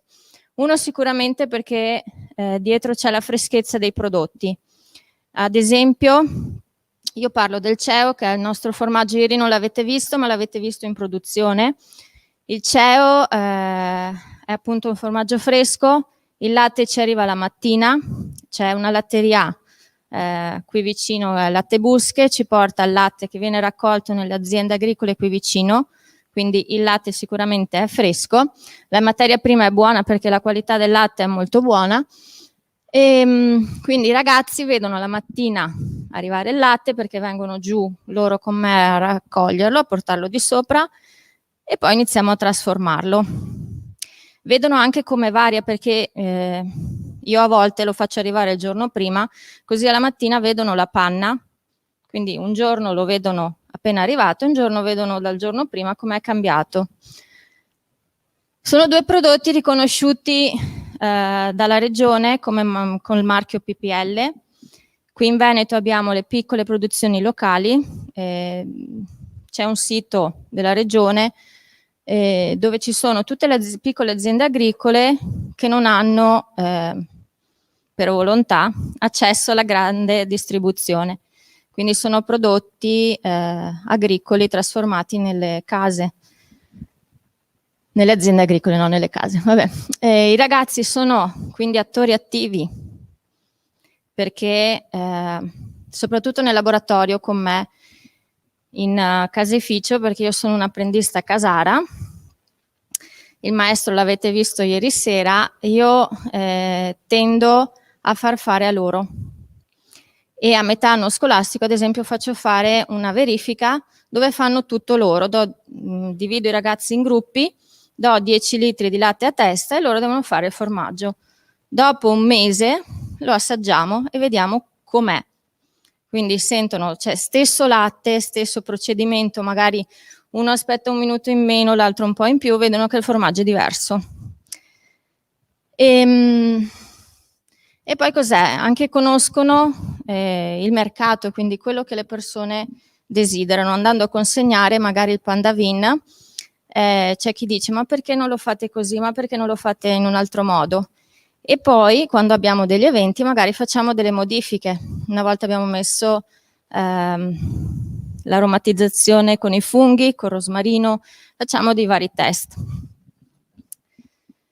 Quindi i ragazzi, soprattutto io all'inizio dell'anno, quando in prima faccio la filiera agroalimentare, vedono il viaggio lungo e il viaggio corto e da noi lo vedono, quello corto vedono.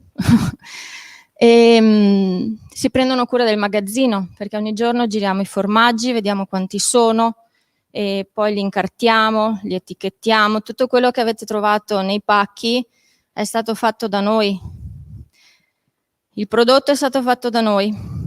Ci serviamo ad esempio per il Pandavin su un forno perché farlo a mano come lo facevamo all'inizio, facevamo 18 kg al giorno, erano tutti fatti a mano e quindi era un po' difficile. E poi etichettatura, impacchettamento, facciamo tutto noi.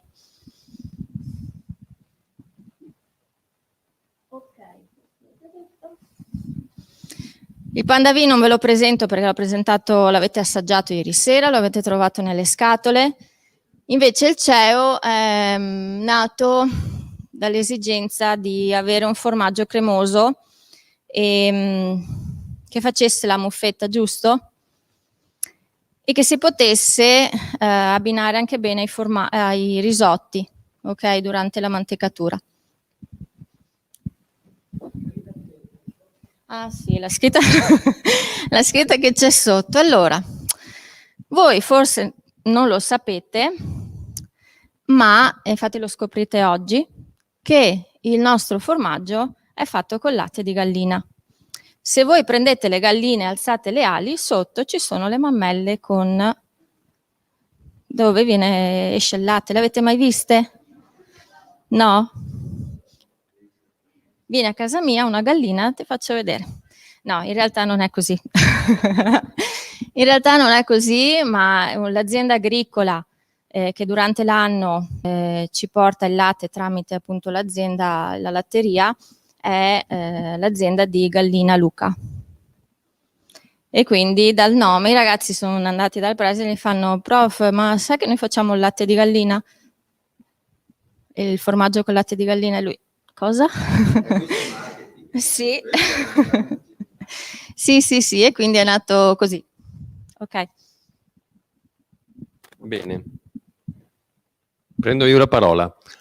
Si capisce qualcosa? No, non si capisce molto, vero? Ok, si capisce che è un casino? Sì, perfetto, questo era l'obiettivo. Sì, allora parto così appunto perché, diciamo, perché facciamo questi progetti. Intanto l'obiettivo finale è aver prodotto dei marchi. Ma perché noi abbiamo prodotto questi marchi? Li abbiamo prodotti perché noi abbiamo sentito il bisogno di avvicinare i ragazzi alla realtà. Noi a un certo punto abbiamo notato un gap, un problema, e cioè che i ragazzi pensavano che la scuola fosse una dimensione, la realtà un'altra dimensione. Un giorno abbiamo chiesto a un ragazzo: ma tu hai mai visto fare il morlacco? No. Facciamo a scuola ogni giorno. Ah, ma a scuola? A scuola? Cioè, perché la realtà è una cosa, la scuola è un'altra. Quindi perché noi mettiamo in atto tutto questo? Lo mettiamo in atto perché è fondamentale che la scuola ridiventi parte della realtà per il ragazzo, perché per qualche motivo non è sempre così. Come facciamo? Lo facciamo mettendo assieme tutti quanti i sistemi, quindi le discipline per arrivare a questo obiettivo. Quindi qui non si vede bene, comunque abbiamo il food cost, abbiamo le prove, quindi i ragazzi hanno provato a fare le cotture, ma se io cuocio 1 chilo di pandavin, quanto ne scarto? E quindi alla fine 1 chilo di pandavin cotto, quanti sacchetti mi danno come risultato? Abbiamo studiato il packaging, non so se avete già visto la confezione, dietro c'è una poesia nella confezione del pandavin, e tutto questo è studiato assieme ai ragazzi. Un'altra cosa importante è che per raggiungere questo obiettivo noi facciamo partecipare i ragazzi alle tavole rotonde con le aziende, cioè noi chiamiamo i produttori, gli chiediamo: ma ti piace questo pandavin? Ma io ci metterei un po' più di sale, un po' meno sale. E dentro quella tavola rotonda ci sono anche i ragazzi che ascoltano, perché sono loro che devono fare questo. Ecco, noi lo facciamo perché i ragazzi devono capire che la scuola è un esercizio propedeutico continuo, non è una cosa fatta e fine a se stessa, non è l'esercizio Mario Rossi compra 1 chilo di patate, Maria ne mangia mezzo, quante patate rimangono? No, i pandavini vanno fatti ogni giorno, vanno venduti ogni giorno, li trovano al supermercato, li vedono, è realtà, è scuola che si trasforma in realtà. Questo è l'obiettivo, questo è il perché noi facciamo questo. Come facciamo a farlo? Prendiamo un progetto, ecco, i progetti sono esigenze reali, cioè i ragazzi, scusate, le aziende ogni tanto ci lanciano un'idea, quella del pandavin era un'idea che ci frullava in testa da un po' di tempo, le aziende dicevano: ma noi usiamo i libanesi, non si può dire, però noi usiamo un altro tipo di grissino per fare gli assaggi con il vino, però non sono proprio il massimo, ci vorrebbe qualcos'altro. Quindi questa idea ci frullava in testa, a un certo punto è apparso questo pandavin, come per magia, questo è, ma va modificato, e quindi lo si modifica, si fanno le prove, prova 1, prova 2, lo facciamo oggi, lo riapriamo tra 15 giorni, tra 20 giorni, tra un mese, per vedere quanto dura e quant'altro. C'è la collaborazione di tutti quanti i docenti, ripeto, matematica, scienze, gli allergeni e quant'altro, sicuramente laboratorio, e sicuramente anche tutta quanta la parte del gruppo. Ok, sul gruppo io spendo una parola, perché in questo modo, cioè creando questi progetti, non solo noi creiamo qualcosa di utile, ma facciamo percepire ai ragazzi quanto importante è fare rete con se stessi, cioè aiutarsi. È una cosa che molto spesso noi ci dimentichiamo. È fondamentale che i ragazzi si aiutino tra di loro, e cioè creino una rete che gli sarà utile anche tra 10, 15, 20 anni. Okay? Io gli dico sempre: i vostri compagni di classe sono i vostri futuri colleghi di lavoro, i professionisti con cui lavorerete. Un'altra cosa che arriva da tutto questo è che noi dobbiamo far ritrovare ai ragazzi il piacere dell'allenamento, cioè il piacere dell'esercizio propedeutico. Noi a inizio anno diciamo ai ragazzi: noi siamo i vostri allenatori, benissimo, ma per giocare bene una partita dobbiamo allenarci bene. Questo è allenamento, questo è un allenamento che non è però fine a se stesso, è un allenamento continuo che va avanti nella progettualità. E far ritrovare il piacere dell'allenamento è fondamentale, perché è il piacere della prova, di provare, di sperimentare. Chiudo riprendendo la battuta che ho fatto all'inizio, cioè che è un gran casino. È importante che ci sia una difficoltà di fondo. La difficoltà di fondo è per noi professori, ok? E di questo dovremmo ringraziarci ogni tanto. La difficoltà di fondo deve essere anche per gli alunni. Se noi presentiamo dei progetti, come dire, farlocchi, fuffa, tanto per fare, ma sì, diamogli sull'esercizio, così lo fanno e sono tutti felici, non rimarrà nulla. Noi dobbiamo presentargli dei progetti che abbiano delle difficoltà. Solo così loro raggiungono un risultato e saranno fieri di quello che hanno ottenuto. Perché altrimenti diranno: sì, abbiamo fatto l'esercizietto, ma era da mettere 3 crocette, le abbiamo fatte a caso e tanto vale la pena. E invece no, è fondamentale che ci sia della difficoltà di fondo in quello che facciamo. E basta, questo è l'iter, il percorso che noi crediamo sia fondamentale per raggiungere il CEO, per raggiungere il Pandavin e per raggiungere anche gli altri progetti che adesso non possiamo svelarvi, ma l'anno prossimo forse troverete. Io ho finito, grazie. Sì.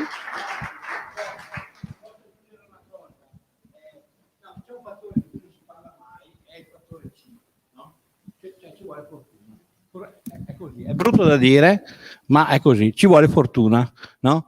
È un fattore imponderabile. Allora, spiego perché dico questo.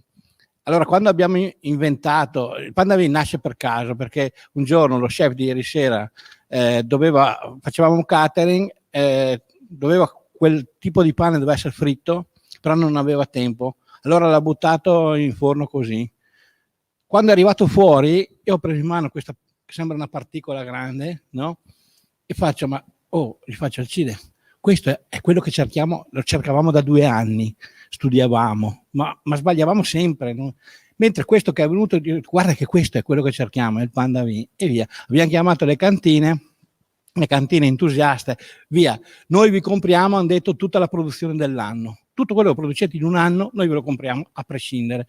E quindi ci ha incoraggiato su questo. Ma il problema è stato, diceva giustamente Elisa, e qua arrivo al fattore C, che farli a mano, dopo un po' i ragazzi, bam, bam, bam, bam, a parte il casino che facevano, no? A coppare, si dice, tutti questi, e poi la mano, e poi avevano i calli, insomma un casino. Poi dovevamo fare anche scuola, non è che potevamo produrre Pandavin.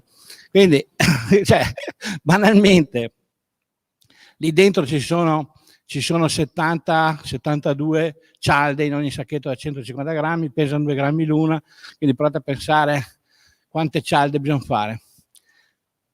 Un giorno un amico continuava a telefonarmi e diceva: guarda che tu devi andare in quella, è una piccola industria di panificazione, devi andare a trovarli perché ti aspettano. Io ho da fare, la scuola è il Pandavin, cioè non ho il tempo di andare lì in questa cosa.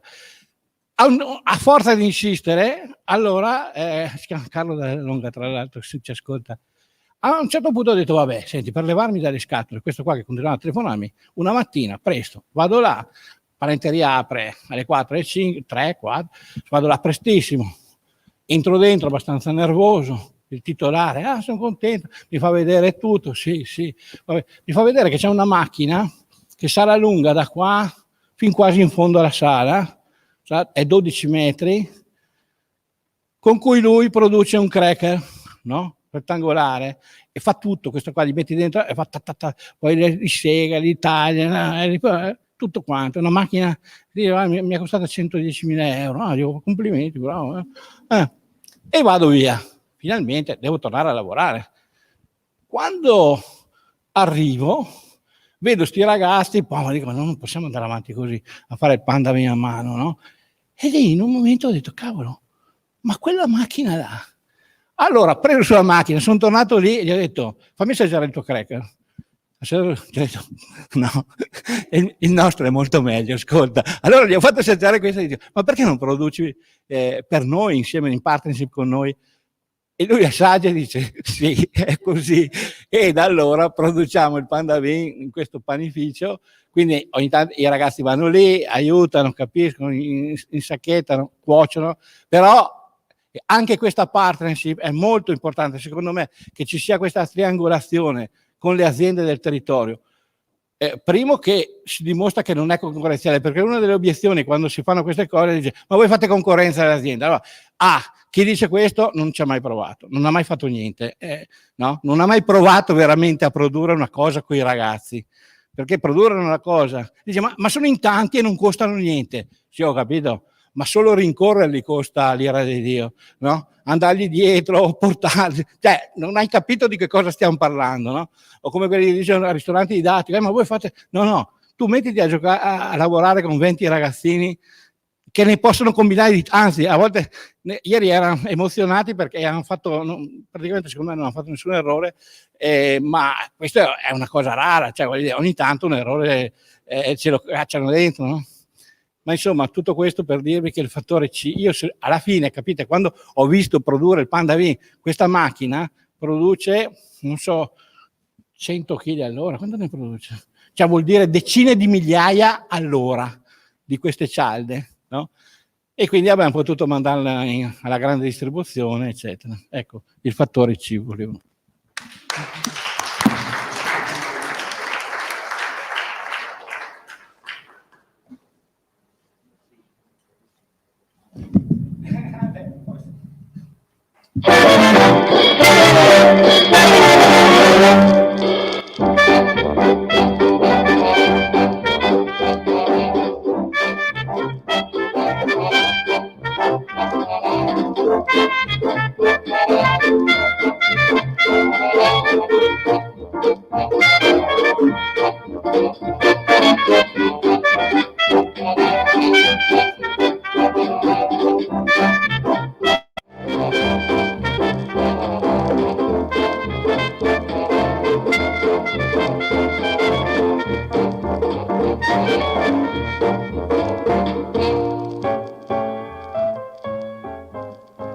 Nasce da un'idea e come tante belle idee che funzionano è nata un po' a caso. Abbiamo fatto un giorno un cracker molto friabile, molto croccante, molto semplice da fare, senza lievitazione, e da lì l'abbiamo studiato, l'abbiamo trasformato, ci abbiamo messo la testa e abbiamo tirato fuori questo prodotto molto interessante, molto accattivante. Abbiamo creato anche un po' l'effetto bollicine e abbiamo visto che si abbinava bene al prosecco sia come contorno, quindi da degustazione, ma anche da accompagnamento. E quindi abbiamo unito la scuola, quindi la manipolazione e la professionalità, al territorio, quindi al prosecco, a Val.